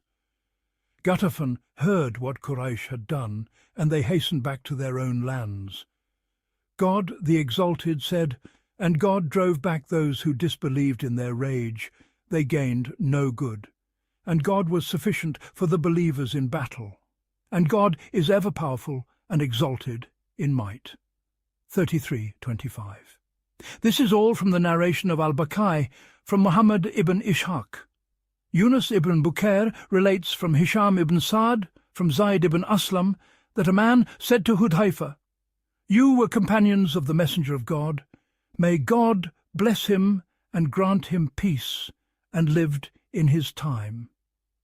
And he mentioned the tradition, similar to the tradition of Muḥammad ibn Ka'b, and at its end, I began to tell the Messenger of God, may God bless him and grant him peace, about Abu Sufyan, and he began to laugh until I could see his molar teeth. Musa ibn Uqba relates from Ibn Shihab that the Messenger of God, may God bless him and grant him peace, fought on the day of Badr in Ramadan of the 2nd year. Then he fought on the day of Uhud in Shawwal of the 3rd year. Then he fought on the day of the Trench, which is the day of the Confederates and the Banu Qurayza, in Shawwal of the 4th year. The same was said by Urwa in the tradition of Ibn Lahia from Abu al-Aswad from him. Thus they said the 4th year. And they said in the story of the Trench that it was 2 years after Uhud. Qatada, in the narration of Shayban from him, said, the day of the Confederates was 2 years after Uhud. This is the definitive view. The statement of Musa and Urwa that it was in the 4th year is a clear error, and it resembles the statement of Ubaydullah from Nafi, from Ibn Umar. The Messenger of God, may God bless him and grant him peace, reviewed me for service on the day of Uhud, and I was 14 years old, and he did not permit me. When it was the day of the Trench, I was presented to him, and I was 15 years old, and he permitted me. This statement can be interpreted to mean that he had begun his 14th year, and that on the day of the Trench he had completed his 15th year and had some extra months, but he did not count that extra period. The Arabs do this frequently in their counting, their chronologies, and their ages. Sometimes they count a fraction and consider it a year, and sometimes they drop it. Some scholars have taken this tradition at face value and supported it with the statement of Musa ibn Uqba and Urwa that the Confederates were in Shawwal of the 4th year. But this contradicts the consensus of the majority, and what Musa and Urwa themselves acknowledged, that there were 2 years between Uhud and the Trench. And God knows best. Abu Ishaq al-Fazari relates from Humayd, from Anas, who said, the Messenger of God, may God bless him and grant him peace, went out on a cold morning to the Trench, and the Muhajirun and the Ansar were digging the trench with their own hands, and they had no slaves. When he saw their hunger and exhaustion, he said, O God, the true life is the life of the hereafter, so forgive the Ansar and the Muhajira. They replied in response to him, we are the ones who have pledged allegiance to Muhammad, to strive in jihad as long as we remain. Narrated by Al-Bukhari. And Muslim has a similar narration from the tradition of Hammad ibn Salama from Thabit.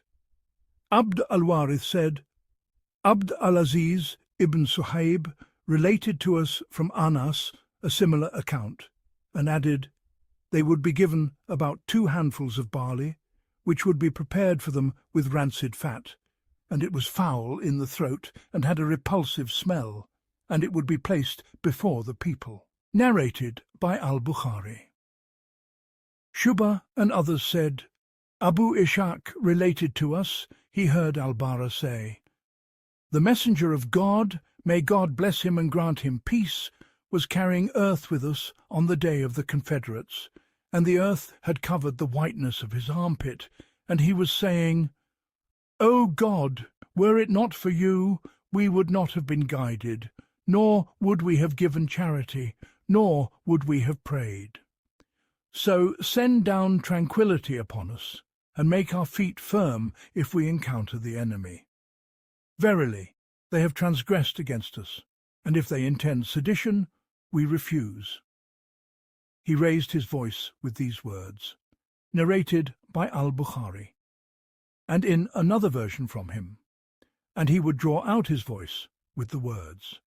Abd al-Wahid ibn Ayman al-Makhzumi relates from his father, who heard Jabir say, on the day of the trench we were digging the trench, and a hard rock which is like a mountain appeared in it.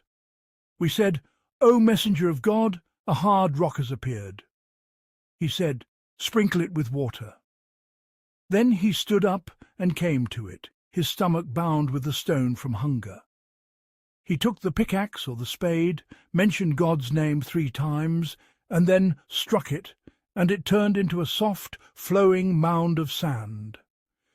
I said to him, grant me leave, O Messenger of God, to go to the house. He did so. I said to my wife, do you have anything? And he mentioned an account similar to what was previously narrated and what we have cited from the campaigns of Ibn Ishaq. Narrated by Al-Bukhari. Hawdha ibn Khalifa said, Auf al-Arabi related to us from Maymun ibn Ustad al-Zahrani, who said, Al-Bara ibn Azib related to me, saying, when the time came that the Messenger of God, may God bless him and grant him peace, commanded us to dig the trench, there appeared to us in a part of the trench a great hard rock in which the pickaxes could not take hold. They complained of this to the Messenger of God, may God bless him and grant him peace. When he saw it, he took the pickaxe and said, in the name of God, and he struck it a blow and broke a third of it. He said, God is most great. I have been given the keys of Syria. By God, I can see its red palaces now, if God wills. Then he struck a second time and broke off another third, saying, God is most great. I have been given the keys of Persia. By God, I can see the white palace of Al-Madain. Then he struck a third time and said, in the name of God, and he broke the rest of the stone, saying, God is most great. I have been given the keys of Yemen. By God, I can see the gates of Sana from my place at this very hour. Al-Thawri said, Ibn al-Munkadir related to us, I heard Jabir say, the Messenger of God, may God bless him and grant him peace, said on the day of the Confederates, who will bring us news of the people? Al-Zubayr said, I will. He said again, who will bring us news of the people? Al-Zubayr said, I will.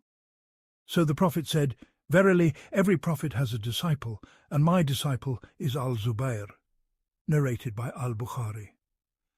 Al-Hasan ibn Atiyah al-Awfi said, my father related to me from his father, from Ibn Abbas, O you who have believed, remember the favour of God upon you, when armies came to you, and we sent upon them a wind, and armies you did not see. 33:9 He said, that was on the day of Abu Sufyan, the day of the Confederates. And a party of them asks permission of the Prophet, saying, indeed, our houses are exposed. 33:13 He said, they were the Banu Haritha. They said, our houses are empty, and we fear they will be burgled. His saying, and when the believers saw the Confederates. 33:22, the verse.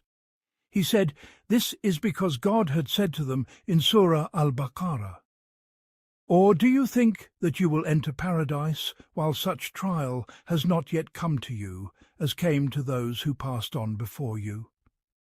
They were touched by poverty and hardship and were shaken until even their messenger and those who believed with him said, 'When is the help of God?'" 2:214. So when the trial came upon them as they faced the Confederates at the trench, the believers understood this verse, and it only increased them in faith and submission. Aḥmad ibn Salama said, "Hajjaj informed us from Al-Hakam, from Miqsam, from Ibn Abbas, that a man from the idolaters was killed on the day of the Confederates. The idolaters sent a message to the messenger of God, may God bless him and grant him peace, saying, 'Send us his body, and we will give you 12,000. He replied, 'There is no good in his body, nor in its price.'" Al-Asma'i said, "Abd al-Rahman ibn Abi al-Zinad related to us. On the day of the trench, Al-Zubayr ibn al-Awwam struck Uthman ibn Abdullah ibn al-Mughira with his sword on his helmet, and it cut through to the saddle bow. They said, "How excellent is your sword!" But he became angry, for he wanted the credit to go to his hand, not to his sword. Shuba relates from Al-Hakam, from Yahya ibn al-Jazar, from Ali, that the messenger of God, may God bless him and grant him peace, was sitting on the day of the Confederates at one of the gaps in the trench, and he, may God bless him and grant him peace, said, "They have distracted us from the middle prayer until the sun has set. May God fill their graves and their houses or their bellies with fire." Narrated by Muslim. Yahya ibn Abi Kathir relates from Abu Salama, from Jabir, that on the day of the trench, after the sun had set, Umar began to curse the disbelievers of Quraysh and said, "O Messenger of God, I was barely able to pray until the sun had almost set." The Messenger of God, may God bless him and grant him peace, said, "And I, by God, have not yet prayed it." He said, "I went down with the Messenger of God, I think he said to Buthan, and he performed ablution for the prayer, and we performed ablution. He prayed the Asr prayer after the sun had set, and then he prayed the Maghrib prayer. This is agreed upon." Jarir relates from Al-Amash, from Ibrahim al-Tami, from his father, who said, "We were with Hudhaifa ibn al-Yaman, and a man said, 'If I had lived in the time of the Messenger of God, may God bless him and grant him peace, I would have fought with him and exerted myself.' Hudhaifa replied, 'Would you have done that?' I saw us with the Messenger of God, may God bless him and grant him peace, on the night of the Confederates, a night of strong wind and intense cold. The Messenger of God, may God bless him and grant him peace, said, 'Is there not a man who will bring news of the people, and he will be with me on the day of resurrection?' None of us answered him.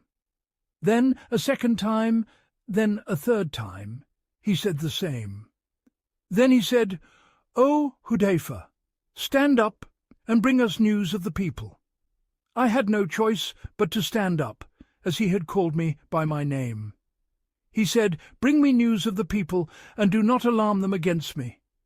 He said, so I went, and it was as if I were walking in a warm bath until I reached them. I found Abu Sufyan warming his back by the fire. I placed my arrow in the notch of my bow and intended to shoot him, but then I remembered the words of the Messenger of God, may God bless him and grant him peace. Do not alarm them against me. If I had shot him, I would have hit him. He said, I returned, and it was as if I were walking in a warm bath. I came to the Messenger of God, may God bless him and grant him peace. Then the cold seized me when I had finished and settled. I informed the Messenger of God, may God bless him and grant him peace, and he covered me with a portion of a cloak he was wearing for prayer. I remained asleep until morning. When I awoke, the messenger of God, may God bless him and grant him peace, said, "Arise, O sleepy one." Narrated by Muslim. Abu Nuaym said, Yusuf ibn Abdullah ibn Abi Burda related to us from Musa ibn Abil Mukhtar, from Bilal al-Absi, from Hudayfa, that the people had scattered from the messenger of God, may God bless him and grant him peace, on the night of the Confederates, and only 12 men remained with him. The messenger of God, may God bless him and grant him peace, came to me while I was crouched from the cold. He said, "Go to the camp of the Confederates." I replied, "By him who sent you with the truth, I have only stood up to come to you out of a sense of duty to you, due to the cold." He said, "Go, O son of Al-Yaman, and you shall not be afflicted by heat or cold until you return to me." I went to their camp and found Abu Sufyan kindling a fire in a group around him. The Confederates had dispersed from him. When I sat down among them, Abu Sufyan sensed that a stranger had entered among them. He said, "Let every man take the hand of the one next to him." He said, so I struck my hand upon the man to my right and took his hand. Then I struck my hand toward the one on my left and took his hand. I remained among them for a little while. Thereupon I arose and went to the messenger of God. May God bless him and grant him peace, whom I found standing in prayer. He beckoned to me with his hand to draw near, and so I drew near. Then he beckoned to me again, and I drew nearer still, until he drew over me a part of the garment he was wearing, even as he continued in his prayer. When he had finished, he asked, "What tidings do you bring?" I replied, "The people have dispersed from Abu Sufyan, and none remain save a small band of men kindling a fire. God has poured down upon him of the cold, even as he has poured it down upon us, yet we hold a hope in God for which they cannot hope."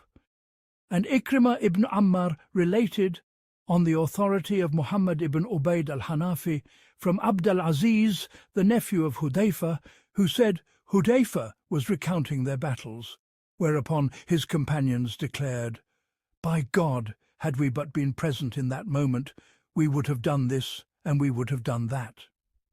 Hudayfa replied, "Yearn not for such a trial, for I recall us on the night of the Confederates." And he proceeded to narrate the account at great length. And Ismail ibn Abi Khalid said, Ibn Abi Awfa related to us, saying, "The messenger of God, may God bless him and grant him peace, supplicated against the Confederates, saying, O God, revealer of the book, swift in reckoning, put to flight the Confederates. O God, vanquish them and cause them to tremble." This is agreed upon. And Al-Layth said, Al-Maqburi related to me, from his father, from Abu Hurairah, that the messenger of God, may God bless him and grant him peace, was wont to say, "There is no deity save God alone. He has granted might to his soldiery and succour to his servant, and has overcome the Confederates alone, and there is naught after him." This is agreed upon. And Israel and others related from Abu Ishaq, from Sulaiman ibn Surad, who said, "The messenger of God, may God bless him and grant him peace, declared when the Confederates had been driven away from him, Now it is we who shall advance against them, and not they against us. It is we who shall march toward them." Al-Bukhari transmitted it. And Kharija ibn Musab related from Al-Kalbi, from Abu Salih, from Ibn Abbas regarding the verse, "It may be that God will grant love between you and those of them with whom you are now at enmity." 67. He said, "This was the marriage of the Prophet, may God bless him and grant him peace, to Habiba, the daughter of Abu Sufyan, whereby she became a mother of the believers, and Muawiyah became an uncle to the believers." Thus did Al-Kalbi narrate, though his narrations are rejected. The scholars have held concerning the mothers of the believers that this designation is a ruling specific to them, and the sanctity of marriage does not extend to their daughters, nor to their brothers or sisters. Martyred on the day of the Confederates were Abdullah ibn Sahl ibn Rafi al-Ashhali. Ibn Hisham alone mentions that he was present at Badr, and Anas ibn Aus ibn Atik al-Ashhali, Al-Tufail ibn al-Numan ibn Khansa, and Thalaba ibn Anama, both of the latter from the tribe of Jasham ibn al-Khazraj, and Kab ibn Zayd of the Banu al-Najjar, who was struck by a stray arrow. These three had been present at Badr. Ibn Ishaq mentions that these 5 were slain on the day of the Confederates, and Ibn Lahiya related from Abu al-Aswad, from Urwa, who said, "Among the idolaters slain on the day of the trench was Nawfal ibn Abdullah ibn al-Mughira al-Makhzumi. He advanced upon his steed, seeking to leap the trench, but fell into it, and God brought about his end." This weighed heavily upon the idolaters, who sent word to the messenger of God, may God bless him and grant him peace, saying, "We shall give you blood money if you will but release his body to us, that we may bury him." The messenger of God, may God bless him and grant him peace, sent back his reply, "He is too vile for blood money. May God curse him and curse his blood money. We do not forbid you from burying him, and we have no want of his blood money." The expedition against the Banu Qurayza. They had supported Quraysh and aided them in the war against the messenger of God, may God bless him and grant him peace. Concerning them were the 2 verses revealed. "And he brought down from their strongholds those of the people of the Scripture who had backed them." 33:26-27. Hisham related from his father, from Aisha, who said, "When the messenger of God, may God bless him and grant him peace, returned from the trench, laid down his arms and bathed, Gabriel came to him and said, 'Have you laid down your arms?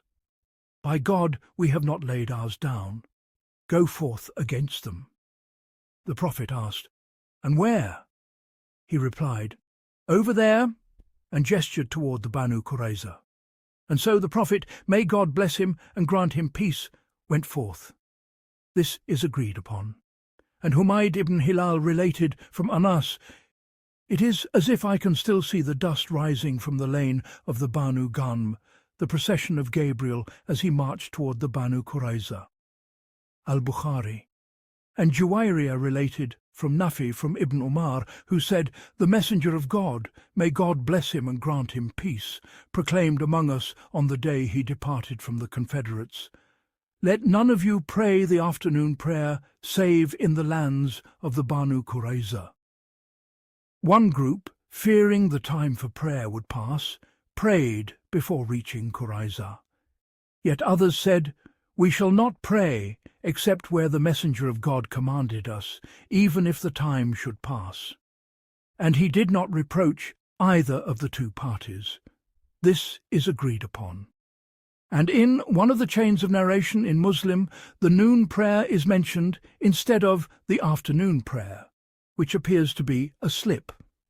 And Bishr ibn Shuaib related from his father, who said, Al-Zuhri related to us, saying, "Abd al-Rahman ibn Abdullah ibn Kab ibn Malik informed us that his uncle, Ubaydullah ibn Kab, informed him that when the messenger of God, may God bless him and grant him peace, returned from pursuing the Confederates, he removed his armour, bathed and perfumed himself with incense. Then Gabriel, upon him be peace, appeared before him and said, 'A challenge from a warrior. Do I see you having laid down your armour when we have not yet laid down ours?' The messenger of God, may God bless him and grant him peace, sprang up in alarm and issued a firm command to the people that none should pray the afternoon prayer until they reached the Banu Qurayza.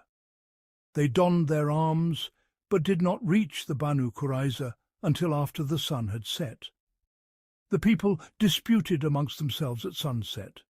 Some said, "The messenger of God, may God bless him and grant him peace, commanded us firmly not to pray until we reach the Banu Qurayza, and we are but adhering to the firm command of the messenger of God, may God bless him and grant him peace, so no sin is upon us." And a party of the people prayed, seeking a reward from God. Another party waited until the sun had set and prayed when they arrived at the Banu Qurayza. The messenger of God, may God bless him and grant him peace, did not reproach either of the two parties. A similar account was narrated by Abdullah ibn Umar, from his brother Ubaydullah, from Al-Qasim, from Aisha, wherein it is mentioned that a man greeted them while they were in the house. The messenger of God, may God bless him and grant him peace, rose in alarm, and I rose in his wake, and there was Dihya al-Kalbi. The messenger of God, may God bless him and grant him peace, said, "This is Gabriel, commanding me to go to the Banu Qurayza." And he said, "You have laid down your arms, but we have not laid down ours. We pursued the idolaters until we reached Hamra al-Asad." And in this account it is also stated, "The messenger of God, may God bless him and grant him peace, passed by some assemblies between him and the Banu Qurayza, and asked, 'Has anyone passed by you?' They replied, 'Dihya al-Kalbi passed us, upon a grey she-mule, beneath him a covering of brocade.' He said, 'That was not Dihya al-Kalbi, but rather Gabriel, sent to the Banu Qurayza to cause them to tremble and to cast terror into their hearts.' The Prophet, may God bless him and grant him peace, then laid siege to them and commanded his companions to shield him with their round shields until he could make them hear his words. He called out to them, 'O you brothers of apes and swine!' They replied, 'O Abu al-Qasim, you were never one to be obscene.' He besieged them until they surrendered to the judgment of Sa'd ibn Mu'adh, who had been their ally. He judged concerning them that their combatants be slain, and their children and women taken captive. And Muḥammad ibn Amr related from his father, from his grandfather Al-Qamah, from Aisha, who said, Gabriel came, and upon his incisors was a film of dust. He asked, 'Have you laid down your arms?' 'By God, the angels have not laid them down. Go forth to the Banu Qurayza.' So the messenger of God, may God bless him and grant him peace, donned his armour and gave the call to march. Then he passed by the Banu Amr and asked, 'Who passed by you?' They replied, 'Dihya.' And Dihya's beard and face resembled Gabriel. He then came upon them and besieged them for 25 nights. Thereafter they surrendered to the judgment of Sa'd. And he mentioned the narration in its entirety in the Musnad of Aḥmad. And Yunus related from Ibn Ishaq, "The messenger of God, may God bless him and grant him peace, sent Ali forward with his standard, and the people hastened to it." And Musa ibn Uqba said, "The messenger of God, may God bless him and grant him peace, went out in the wake of Gabriel. He passed by a council of the Banu Ghanem, who were awaiting the messenger of God. May God bless him and grant him peace. He asked them, 'Did a horseman pass you just now?' They said, 'Diyar passed us on a white horse, beneath him a saddlecloth or a covering of brocade, and he wore his armour.' He said, 'That was Gabriel.' And the messenger of God, may God bless him and grant him peace, used to liken Dihya to Gabriel. He continued, 'And when Ali ibn Abi Talib saw the messenger of God, may God bless him and grant him peace, approaching, he went to meet him and said, 'Turn back, O messenger of God, for God is sufficient for you against the Jews.' Ali had heard them utter a vile word against the messenger of God, may God bless him and grant him peace, and his wives, and he disliked that he should hear it. The Prophet asked, "Why do you bid me to turn back?" But he concealed what he had heard from them. The Prophet then said, "I think you have heard some harm from them concerning me. Proceed, for the enemies of God, were they but to see me, would not say anything of what you have heard." When the messenger of God, may God bless him and grant him peace, encamped by their fortress while they were in its upper reaches, he called out in his loudest voice to a group of their nobles until he made them hear, saying, "Answer us, O assembly of Jews, O you brothers of apes! The abasement of God has descended upon you. He, may God bless him and grant him peace, besieged them with the battalions of the Muslims for some 10 odd nights. And God brought Huyai ibn Akhtab back until he entered their fortress, and God cast terror into their hearts. The siege grew severe upon them, and so they cried out for Abu Lubaba ibn Abd al-Mundhir, for they were allies of the Ansar. He said, "I shall not go to them until the messenger of God, may God bless him and grant him peace, gives me leave." The Prophet said, "I have given you leave." So he went to them, and they wept before him, and said, "O Abu Lubaba, what do you see?" He gestured with his hand to his throat, showing them that what was intended for them was slaughter. When he turned to leave, he was smitten with remorse, and saw that a great trial had befallen him. He said, "By God, I shall not look upon the face of the messenger of God, may God bless him and grant him peace, until I make a sincere repentance to God, which God knows is from my very soul." He returned to the city and bound his hands to one of the pillars of the mosque. They claim he remained bound for close to 20 nights. The messenger of God, may God bless him and grant him peace, as was mentioned, said when Abu Lubaba was delayed in returning, "Has Abu Lubaba not finished with his allies?" They said, "O messenger of God, by God, he has departed from the fortress, but we do not know which way he took." He said, "Something has happened to him." Then a man came and said, "O messenger of God, I saw Abu Lubaba bound by a rope to a pillar of the mosque." The messenger of God, may God bless him and grant him peace, said, "A trial has befallen him after he left me. Had he come to me, I would have sought forgiveness for him. But since he has done this, I shall not move him from his place until God decrees in his matter what he wills." And Ibn Lahia related from Abu al-Aswad, from Urwa, and he mentioned something similar to what Musa ibn Uqba recounted. And in his account, so the messenger of God, may God bless him and grant him peace, donned his armour and gave the call to march, commanding them to take up their arms. The people mobilized for war, and he sent Ali at the head of the vanguard, entrusting the standard to him. Then the messenger of God, may God bless him and grant him peace, went out in their tracks, and he did not say 10 odd nights.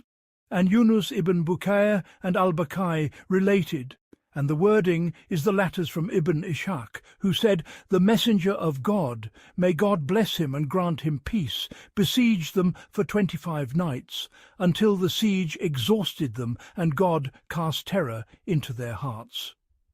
And Huyai ibn Akhtab had entered with the Banu Qurayza into their fortress, when Quraysh and Ghatafan had retreated from them, in fulfillment of the pact he had made with Ka'b ibn Asad. When they were certain that the messenger of God, may God bless him and grant him peace, would not depart from them until he had engaged them, Ka'b ibn Asad said, "O assembly of Jews, there has descended upon you of this matter what you now see, and I offer you 3 choices, so take whichever you wish." They asked, "And what are they?" He said, "We pledge our allegiance to this man and affirm his truth. For by God it has become clear to you that he is indeed a prophet sent, and that he is the one whom you find in your book. Thus you will secure your lives and your property." They said, "We shall never forsake the law of the Torah, nor shall we ever exchange it for another." He said, "If you refuse this, then come. Let us slay our children and our women, then go out to Muhammad and his companions with our swords unsheathed, leaving behind no burden, until God judges between us and Muhammad. If we perish, having left behind no offspring to fear for. And if we prevail, by my life, we shall surely take women and children anew." They said, "Should we kill these poor souls? What good is life after them?" He said, "If you refuse this, then tonight is the Sabbath eve, and it may be that Muhammad and his companions feel secure on this night. So descend, that perhaps we may take Muhammad and his companions by surprise." They said, "Should we desecrate our Sabbath and do on it what none before us has ever done, save for he whom you know, who was afflicted with what is no secret to you of transformation?" He said, "Not a single man among you, since the day his mother bore him, has passed a single night of his life with resolve." Yunus ibn Bukayr narrated it from Ibn Ishaq. However, he related it from his father, from Mabad ibn Ka'b ibn Malik, and mentioned it, adding, "Then they sent to request Abu Lubaba, and mentioned his binding of himself." Said Ibn al-Musayyib claimed that his binding himself to the pillar of repentance was after he stayed behind from the expedition of Tabuk, when the messenger of God, may God bless him and grant him peace, turned away from him, being displeased with him for what he had done on the day of Qurayza, and then he stayed behind from the expedition of Tabuk with those who stayed behind. And God knows best. And in the narration of Ali ibn Abi Talha and Atiyah al-Awfi from Ibn Abbas concerning his binding himself when he stayed behind from Tabuk, there is that which confirms the statement of Ibn al-Musayyib. And it was said that this verse was revealed concerning Abu Lubaba. "O you who have attained to faith, betray not God and the Messenger." 827. And al-Baqai related from Ibn Ishaq, "Yazid ibn Abdillah ibn Qusayt related to me that the revelation of Abu Lubaba's repentance descended upon the Messenger of God, may God bless him and grant him peace, while he was in the house of Salama. Salama said, "I heard the Messenger of God, may God bless him and grant him peace, laughing at dawn, so I asked, 'What makes you laugh?' He said, 'Abu Lubaba's repentance has been accepted.' I asked, 'Shall I not give him the good tidings?' He replied, 'If you wish.' She said, so she stood at the door of her chamber, and this was before the veil was imposed upon them, and called out, 'O Abu Lubaba, rejoice, for God has accepted your repentance.' She continued, 'The people rushed to him to untie him. But he said, 'No, by God, not until it is the Messenger of God, may God bless him and grant him peace, who unties me with his own hand.' So when the Prophet passed by him on his way out for the dawn prayer, he untied him. Abd al-Malik ibn Hisham said, 'Abu Lubaba remained bound to the pillar for 6 nights. His wife would come to him at the time of every prayer to untie him for the prayer. Then he would return and bind himself to the pillar, as some of the people of knowledge related to me, and the verse which was revealed concerning his repentance is, 'And there are others who have acknowledged their sins. They have mixed a righteous deed with another that was evil.' 9:102, the verse. Ibn Ishaq said, Then Talaba ibn Saya and Asid ibn Saya and Asad ibn Ubaid, who were a group from Hadal, embraced Islam on that night when the Banu Qurayza surrendered to the judgment of the Messenger of God, may God bless him and grant him peace. Shuba. Sa'd ibn Ibrahim informed me, saying, I heard Abu Umama ibn Sahal narrating from Abu Sa'id, who said, the people of Qurayza surrendered to the judgment of Sa'd ibn Mu'adh.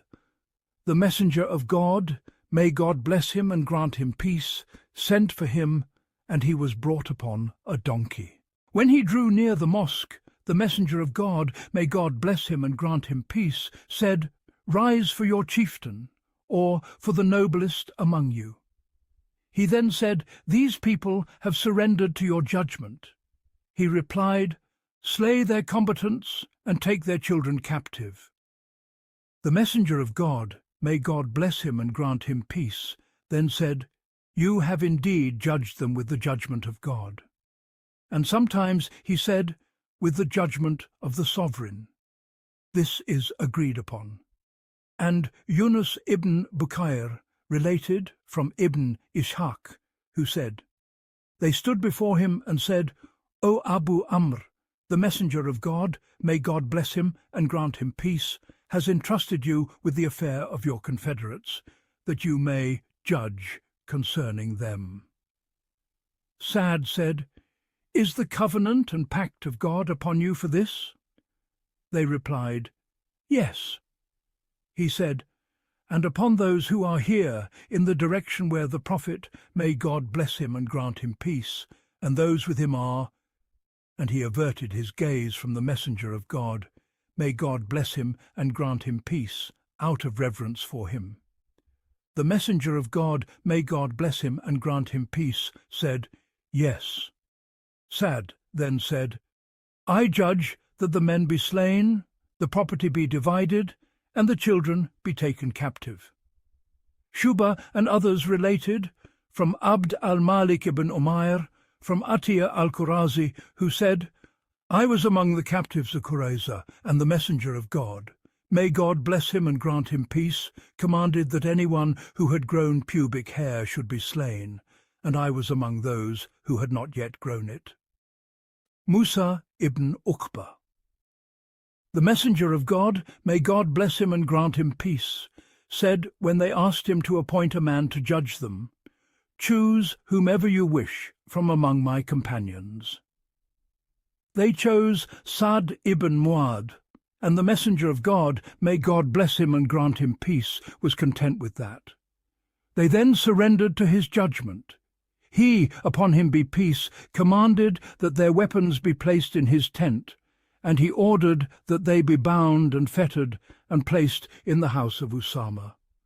The messenger of God, may God bless him and grant him peace, sent for Sa'd, and he came upon a common donkey, its saddle, they claim, a cushion of palm fibres. A man from the Banu Abd al-Ashhal followed him, walking alongside him, magnifying the rights of the Banu Qurayza, mentioning their alliance and their deeds on the day of Bu'ath, and saying, They chose you over all others, hoping for your mercy and compassion toward them. Spare them, for they are a source of beauty and strength for you. The man spoke at length, but Sa'd did not respond to him at all. When they drew near, the man said, Will you not respond to what I'm saying to you? Sa'd replied, The time has come for me to not be swayed by the reproach of any reproacher in the cause of God. The man departed from him and went to his people, who asked, What is your news? He informed them that he would not spare them, and that the messenger of God, may God bless him and grant him peace, would slay their combatants, who were, they claimed, 600 fighting men. They were slain near the house of Abu Jam at Al-Balat, and they claimed their blood reached the oil-press stones that were in the market. He took their women and children captive and divided their property among those who were present from the Muslims. The cavalry of the Muslims numbered 36 horses. He brought out Huyay ibn Akhtab, and the messenger of God, may God bless him and grant him peace, asked him, Has God not brought you to disgrace? He replied, You have overcome me, and I blame only myself for my struggle against you and my severity toward you." He then ordered him, and his neck was struck. All of this was in the presence of Sa'd. Amr ibn Sada the Jew was among the prisoners. When he was brought forth to be executed, they could not find him. It was asked, "Where is Amr?" They said, "By God, we do not see him, and this is the worn-out rope that was on him. We do not know how he escaped." The messenger of God, may God bless him and grant him peace, said, "He has escaped us because of what God knew was in his soul." And Thabit ibn Qais ibn Shammas came to the messenger of God, may God bless him and grant him peace, and said, "Grant me al-Zubayr," meaning Ibn Bata and his wife. He granted them to him, and Thabit returned to al-Zubayr and said, "O Abu Abd al-Rahman, do you recognize me?" And al-Zubayr was then a blind old man. He replied, "Does a man deny his own brother?" Thabit said, "I wish to repay you today for your past favour." He said, "Do so, for the noble repays the noble." So he set him free. He then said, "I have no one to guide me, and you have taken my wife and sons." Thabit returned to the messenger of God, may God bless him and grant him peace, and asked for al-Zubayr's offspring and his wife, and he granted them to him. He returned to him and said, "The messenger of God, may God bless him and grant him peace, has returned your wife and sons to you." Al-Zubayr said, "But I have a garden with palm trees. I and my family have no livelihood but it." The messenger of God, may God bless him and grant him peace, granted it to him. Thabit then said to him, "Embrace Islam."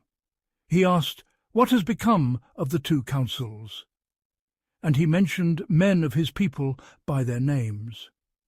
Thabit said, "They have been slain, and it is finished with them. Perhaps God will guide you." Al-Zubayr said, "I ask you by God, and by the favour I hold with you, that you have me join them, for there is no good in life after them." Thabit mentioned this to the messenger of God, may God bless him and grant him peace, who then ordered that Al-Zubayr be slain. God, the Exalted, said concerning the Banu Qurayza in the context of the Confederates, "And he brought down from their strongholds those of the people of the Scripture who had backed them," that is, those who had backed Quraysh and cast terror into their hearts. "A party you slew, and a party you took captive." 33:26. And Urwa said concerning his saying, "And a land you had not trodden," 33:27, that it is Khaybar. And al-Bakai related from Ibn Ishaq. Asim ibn Omar ibn Qatada related to me, from Abd al-Rahman ibn Amr ibn Sad ibn Muadh, from Alqamah ibn Waqqas al-Laythi, who said, "The messenger of God, may God bless him and grant him peace, said to Sa'd, 'You have indeed judged them with the judgment of God from above the 7 heavens.'" And al-Bakai related from Ibn Ishaq, "The messenger of God, may God bless him and grant him peace, confined them in the house of the daughter of al-Harith al-Najariya, and went out to the marketplace of Medina. He had trenches dug there, then he sent for them and had their necks struck in those trenches. Among them was Huyai ibn Akhtab and Ka'b ibn Asad, the leader of the people. They numbered 600 or 700, and the one who gives the higher estimate says they were between 800 and 900. And they had said to Ka'b, as he was being led in groups to the messenger of God, may God bless him and grant him peace, "O Ka'b, what do you think he will do with us?" He replied, "Will you not understand in any situation? Do you not see that the summoner does not cease, and that whoever from among you goes does not return? It is, by God, death." Huyai ibn Akhtab was brought forth, wearing a floral robe which he had torn on every side by the length of a fingertip, so that it would not be taken from him as spoil, his hands bound to his neck with a rope. When he looked upon the messenger of God, may God bless him and grant him peace, he said, "As for me, by God, I do not blame myself for my enmity toward you, but he whom God forsakes is forsaken." Then he turned to the people and said, "O people, there is no harm in the decree of God. It is a writ, a destiny, and an epic slaughter decreed upon the children of Israel." Then he sat down, and his neck was struck. And Ibn Ishaq related from Muḥammad ibn Ja'far ibn al-Zubayr, from his uncle Urwa, from Aisha, who said, "None of their women were slain, save one woman. She said, 'By God, she was with me, talking with me, and laughing heartily, while the messenger of God, may God bless him and grant him peace, was slaying their men in the marketplace, when a caller cried out, "O daughter of so-and-so!" She said, "That is I, by God." I asked, "Woe to you! What is the matter with you?" She said, "I am to be slain." I asked, "And why?"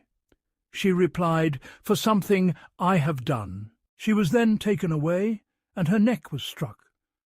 Ikrimah and others said, "Sayasihim" means their fortresses.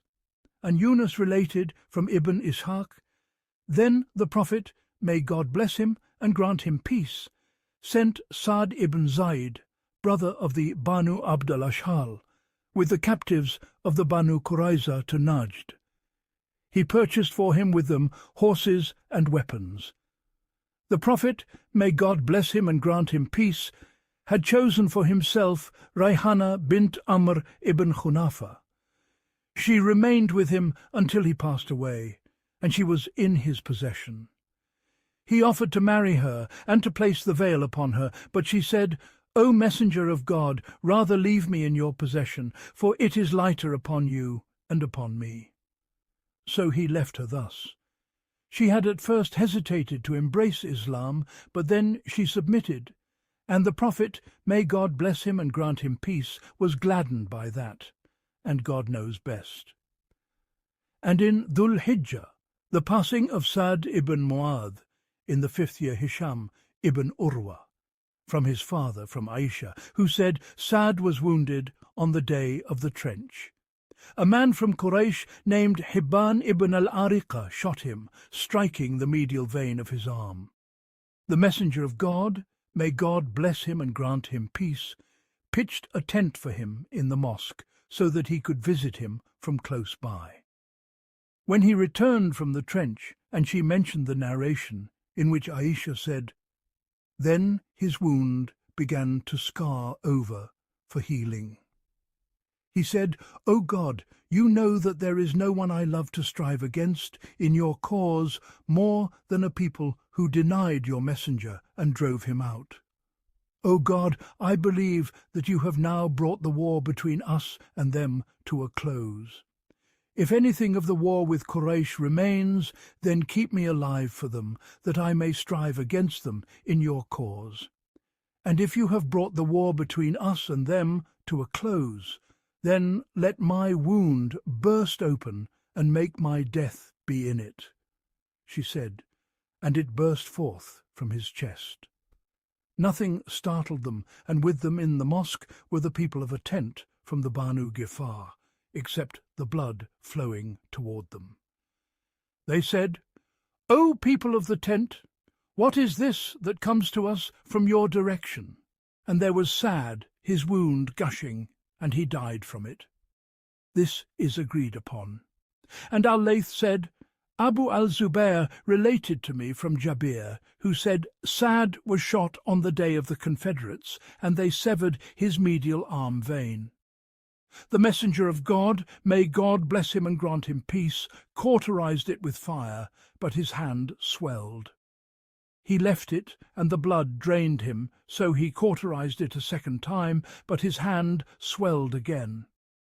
When he saw this, he said, O God, do not take my soul until my eyes are gladdened by the fate of the Banu Qurayza. His vein held, and not a single drop fell from it until they surrendered to the judgment of Said. The messenger of God, may God bless him and grant him peace, sent for him, and he decreed that their men be slain and their women and children taken captive. He said, and they were 400. When he had finished with their execution, his vein burst open, and he died.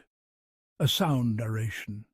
And Ibn Rahway said, Amr ibn Muḥammad al-Qurashi related to us, saying, Abdullah ibn Idris related to us, from Ubaydullah, from Nafi, from Ibn Umar, who said, the messenger of God, may God bless him and grant him peace, said, Indeed, this is the one for whom the throne trembled, meaning Sa'd ibn Mu'adh, and whose funeral was attended by 70,000 angels.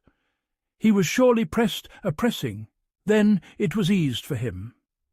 And Sulayman al-Taymi related from Al-Hasan, the throne of the Most Merciful trembled with joy for his soul.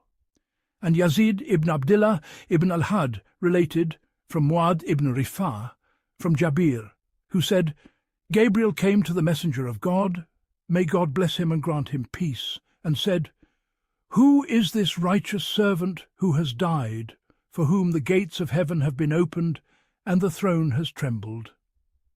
He said, The messenger of God, may God bless him and grant him peace, went out, and there was Sa'd ibn Mu'adh. The messenger of God, may God bless him and grant him peace, sat by his grave as he was being buried. While he was sitting, he said, Glory be to God twice, and the people glorified God. Then he said, God is most great, God is most great, and the people declared God's greatness. He then said, I am amazed at this righteous servant. He was straightened in his grave until this moment, when it was eased for him. Part of this was narrated by Muḥammad ibn Ishaq, from Mu'adh ibn Rifah, who said, Mahmud ibn Abd al-Rahman ibn Amr ibn al-Jamu informed me from Jabir. And Yunus related from Ibn Ishaq.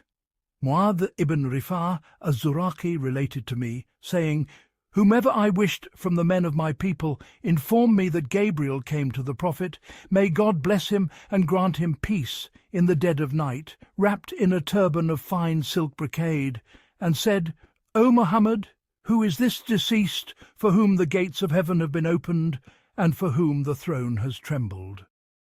The messenger of God, may God bless him and grant him peace, arose, dragging his garment, hastening to Sa'd ibn Mu'adh, and found that he had already passed away. And al-Baqai related from Ibn Ishaq, one whom I do not suspect related to me, from Al-Hasan al-Basri, who said, Sa'd was a man of large build, but when the people carried him, they found him to be light. Some men from among the hypocrites said, By God, though he was of large build, we have never carried a funeral bier lighter than his. This reached the messenger of God, may God bless him and grant him peace, who said, Indeed, he has bearers other than you. By him in whose hand is my soul, the angels rejoiced at the soul of Said, and the throne trembled for him. And Yunus related from Ibn Ishaq. Umayyah ibn Abdullah related to me that he asked some of Sa'd's family, What has reached you of the saying of the messenger of God? May God bless him and grant him peace in this matter. They replied, It was mentioned to us that the messenger of God, may God bless him and grant him peace, was asked about that and said, He was at times neglectful in some aspects of purification after urinating. And Yazid ibn Harun said, Muhammad ibn Amr ibn al-Qama informed us from his father, from his grandfather, from Aisha, who said, I went out on the day of the trench, following the tracks of the people, and I heard the groaning of the earth, meaning the sound of the earth behind me. I turned, and there I was with Sa'd ibn Mu'adh, and with him his nephew Al-Harith ibn Aus carrying his shield. I sat down, and Sa'd passed by, saying, "Tarry a little, and Hamal shall reach the fray. How beautiful is death when its appointed time has come." She said, "And upon him was a coat of mail, from which its edges protruded, and I feared for his extremities, for he was among the tallest and largest of men." She said, "I rushed into a garden, and there was a group of people, among them Umar, and among them a man wearing a helmet. Umar said to me, 'What has brought you here? By God, you are audacious indeed. What makes you feel secure that there will be no turning back or trial?' He did not cease to reproach me until I wished that the earth had split open at that moment and I had entered into it." She said, "Then the man lifted the helmet from his face, and it was Talha ibn Ubaydillah. He said, 'Woe to you! You have spoken at length. And where is there any turning back or flight, except to God?' She said, "And a man from Quraysh called Ibn al-Arika shot Sa'd with an arrow, saying, 'Take it, for I am Ibn al-Arika.' It struck his medial arm vein. Sa'd then supplicated to God, saying, 'O God, do not cause me to die until you have given me solace concerning Qurayza.' And they were his confederates and allies in the time of ignorance. His wound healed, and God sent the wind against the idolaters." And she narrated the account in its entirety. And in it she said, "Then his wound burst open, though it had healed to the point that nothing was visible of it except something like the tip of a date stone. And he returned to his tent." She said, "And the messenger of God, may God bless him and grant him peace, and Abu Bakr and Umar were present with him. I could indeed distinguish the weeping of Abu Bakr from the weeping of Umar, while I was in my chamber. And they were, as God, the Exalted, has said, compassionate among themselves." 48:29. He asked, I said, "What would the messenger of God, may God bless him and grant him peace, do?" She said, "His eyes would not shed tears for anyone, but if he felt grief, he would but take hold of his beard." And Aḥmad ibn Salama related from Muḥammad ibn Ziyad, from Abdurrahman ibn Amr ibn Sa'd ibn Mu'adh, that the Banu Qurayza surrendered to the judgment of the messenger of God, may God bless him and grant him peace. He sent for Sa'd ibn Mu'adh, who was brought, carried upon a donkey, weakened by his wound. He said to him, "Advise me concerning these people." He replied, "I know that God has commanded you concerning them with a command that you will carry out." He said, "Indeed, but advise me concerning them."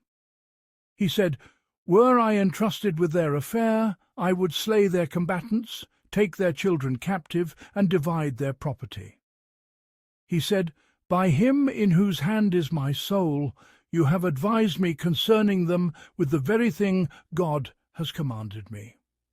And Muḥammad ibn Sa'd said, Khalid ibn Makhlad informed us, saying, "Muḥammad ibn Salih al-Tammar related to me, from Sa'd ibn Ibrahim, he heard Amir ibn Sa'd from his father, who said, when Sa'd ibn Mu'adh judged concerning Qurayza that anyone upon whom the razor had passed should be slain, the messenger of God, may God bless him and grant him peace, said, he has indeed judged them with the judgment of God, which he judged from above 7 heavens. And Ibn Sa'd said, Yazid informed us, saying, Ismail ibn Abi Khalid informed us from a man of the Ansar, who said, when Sa'd had passed judgment concerning Qurayza, and then returned, his wound burst open. This reached the Prophet, may God bless him and grant him peace, who came to him, took his head, and placed it in his lap. He was covered with a white cloth. If it was pulled over his face, his feet would show, and he was a fair-skinned, large man.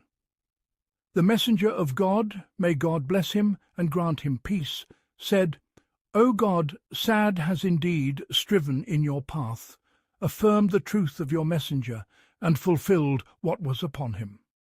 So accept a soul with the best with which you have accepted the soul of a man. When Sa'd heard the words of the messenger of God, may God bless him and grant him peace, he opened his eyes and said, Peace be upon you, O messenger of God. I bear witness that you are the messenger of God. He said, and his mother was weeping and saying, Woe to the mother of Sa'd for Sa'd, a man of firmness and earnestness. It was said to her, Do you recite poetry over Sa'd? The messenger of God, may God bless him and grant him peace, said, Leave her be, for other poets are more given to falsehood. And Abd al-Rahman ibn al-Ghazali related from Asim ibn Omar ibn Qatada from Mahmud ibn Labid, who said, When Sa'd's medial arm vein was struck, they moved him to the care of a woman named Rufaida, who used to treat the wounded. He said, and the Prophet, may God bless him and grant him peace, whenever he passed by him, would say, How did you pass the evening? And when he awoke, he would say, How did you pass the morning? And he would inform him. He then mentioned the story and said, The Prophet, may God bless him and grant him peace, quickened his pace to Sa'd. His companions complained to him about this, and he said, I fear that the angels will precede us to him and wash him, just as they washed Hanzala. The messenger of God, may God bless him and grant him peace, reached the house while he was being washed, and his mother was weeping for him, saying, Woe to the mother of Sa'd, for Sa'd, a man of firmness and earnestness. The messenger of God, may God bless him and grant him peace, said, Every wailing woman lies, except the mother of Sa'd. Then he was brought out, and they said, We have never carried a deceased lighter than him. The Prophet, may God bless him and grant him peace, said, What prevents him from being light for you, when there have descended so and so many angels who had never descended before, and they have carried him with you? And Shuba said, Simak ibn Harb informed me, saying, I heard Abdullah ibn Shaddad saying, The messenger of God, may God bless him and grant him peace, entered upon Sa'd ibn Mu'adh as he was breathing his last, and said, May God reward you with good on behalf of your people, O chieftain. You have fulfilled your promise to God, and God will surely fulfill his promise to you. And Ibn Numayr said, Ubaydullah ibn Umar related to us from Nafi, who said, It reached me that 70,000 angels who had never before descended to the earth attended the funeral of Sa'd. Others narrated it from Ubaydullah, from Nafi, saying, from Ibn Umar. And Shababa said, Abu Mashar informed us from Al-Maqburi, who said, When the messenger of God, may God bless him and grant him peace, buried Sa'd, he said, If anyone were to be saved from the pressing of the grave, Sa'd would have been saved. And he was surely pressed a pressing from which his ribs interlocked, from the trace of urine. And Yazid ibn Harun said, Muḥammad ibn Amr informed us, from Muḥammad ibn al-Munkadir, from Muḥammad ibn Shurahbil, that a man took a handful of earth from Sa'd's grave on the day he was buried. When he opened it later, it was musk. And Muḥammad ibn Musa al-Fitri said, Mu'adh ibn Rifah al-Zuraqi informed us, saying, Sa'd ibn Mu'adh was buried next to the foundation of the house of Aqil ibn Abi Talib. Muḥammad ibn Amr ibn al-Qama said, Asim ibn Omar ibn Qatada related to me that the messenger of God, may God bless him and grant him peace, awoke, and Gabriel, or he said an angel, came to him and said, Which man from your community died tonight, at whose death the inhabitants of heaven rejoiced? He said, I do not know, except that Sa'd ibn Mu'adh was near his end last evening. What has become of Sa'd? They said, "O Messenger of God, he has passed." And his people came and carried him to their home. The Messenger of God, may God bless him and grant him peace, led the people in the morning prayer, then went out, and the people went out walking, so much so that the straps of their sandals were breaking from their feet, and their cloaks were falling from their shoulders. A person said, "O Messenger of God, you have exhausted the people by walking." He replied, "I fear that the angels will precede us to him, just as they preceded us to Hanzala." Shubha. Sa'd ibn Ibrahim related to us from Nafi, from Aisha, from the Prophet, may God bless him and grant him peace, who said, "Indeed, for the grave there is a pressing, and if anyone were to be saved from it, Sa'd ibn Mu'adh would have been saved from it." Shubha. Abu Ishaq related to me from Amr ibn Shurabil, who said, "When the wound of Sa'd ibn Mu'adh burst open, the Messenger of God, may God bless him and grant him peace, embraced him, and the blood began to flow upon the Prophet, may God bless him and grant him peace. Abu Bakr came and said, "Oh, our backs are broken."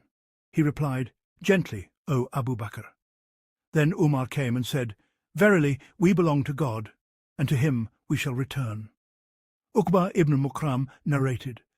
Ibn Abi Adi related to us, from Shubha, from Sa'd ibn Ibrahim, from Nafi, from Safiya bint Abi Ubaid, from Aisha, a marfu narration. If anyone were to be saved from the pressing of the grave, Sa'd would have been saved from it. This has been mentioned before, and the version which includes Safiya. And this pressing is not a part of the torment of the grave in any way.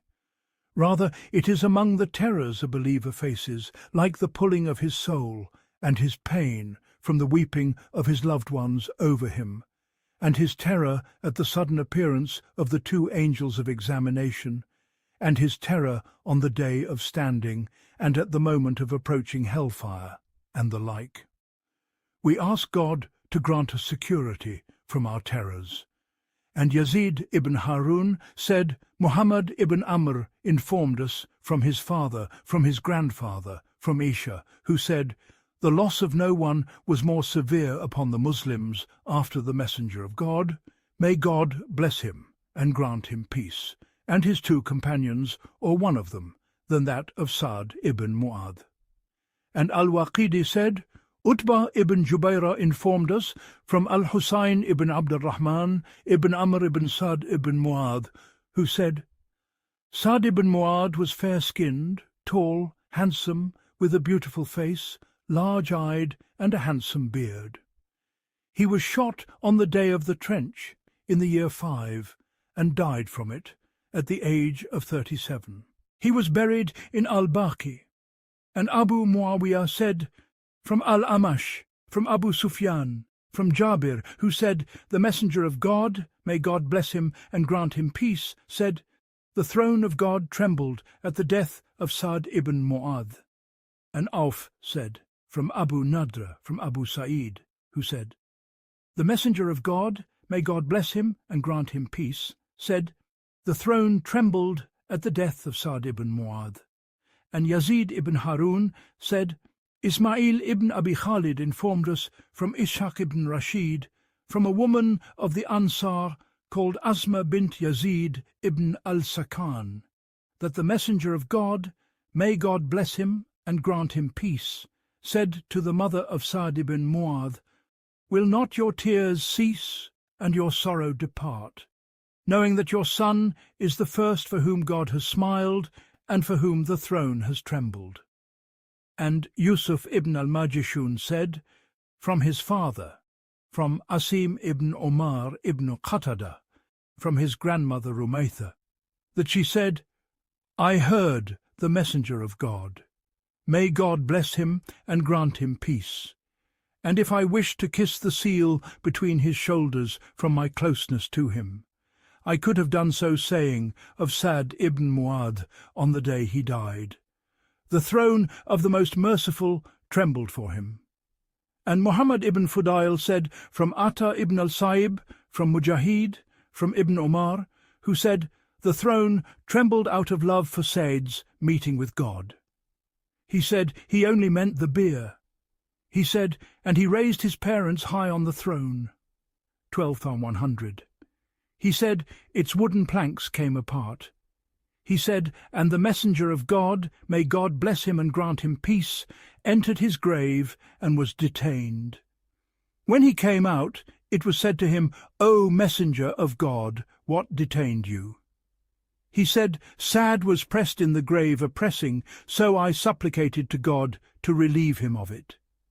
And Al-Thari and others said, from Abu Ishaq from Al-Bara, that the Prophet, may God bless him and grant him peace, was brought a silken garment, and his companions began to marvel at its softness. He said, Indeed, the kerchiefs of Sa'd ibn Mu'adh in paradise are softer than this. The authenticity of this is agreed upon. And Yazid ibn Harun said, Muḥammad ibn Amr informed us, from Waqid ibn Amr ibn Sa'd ibn Mu'adh, who said, I entered upon Anas ibn Malik, and Waqid was one of the largest and tallest of men, and he said to me, Who are you? I said, I am Waqid ibn Amr ibn Sa'd ibn Mu'adh. He said, You are indeed very much like Sa'd. Then he wept and wept profusely. Then he said, May God have mercy on Sa'd. He was among the largest and tallest of men. Then he said, The messenger of God, may God bless him and grant him peace, sent an army to Uqaydir of Dumat, who sent to the messenger of God, may God bless him and grant him peace, a robe of brocade woven with gold. The messenger of God, may God bless him and grant him peace, wore it, and the people began to touch it and look at it. He said, Do you marvel at this robe? They said, O messenger of God, we have never seen a garment more beautiful than it. He said, By God, the kerchiefs of Sa'd ibn Mu'adh in paradise are more beautiful than what you see. I say, he is Sa'd ibn Mu'adh ibn al-Numan ibn Imru al-Qays ibn Zayd ibn Abd al-Ashhal ibn Jasham ibn al-Harith ibn al-Khazraj ibn Amr, whose title was An-Nabit, son of Malik ibn al-Aus, brother of al-Khazraj, and they are the two sons of Haritha ibn Amr, who is called Haritha al-Anqa. And to him the Aus and Khazraj, the helpers of the messenger of God, may God bless him and grant him peace, trace their lineage.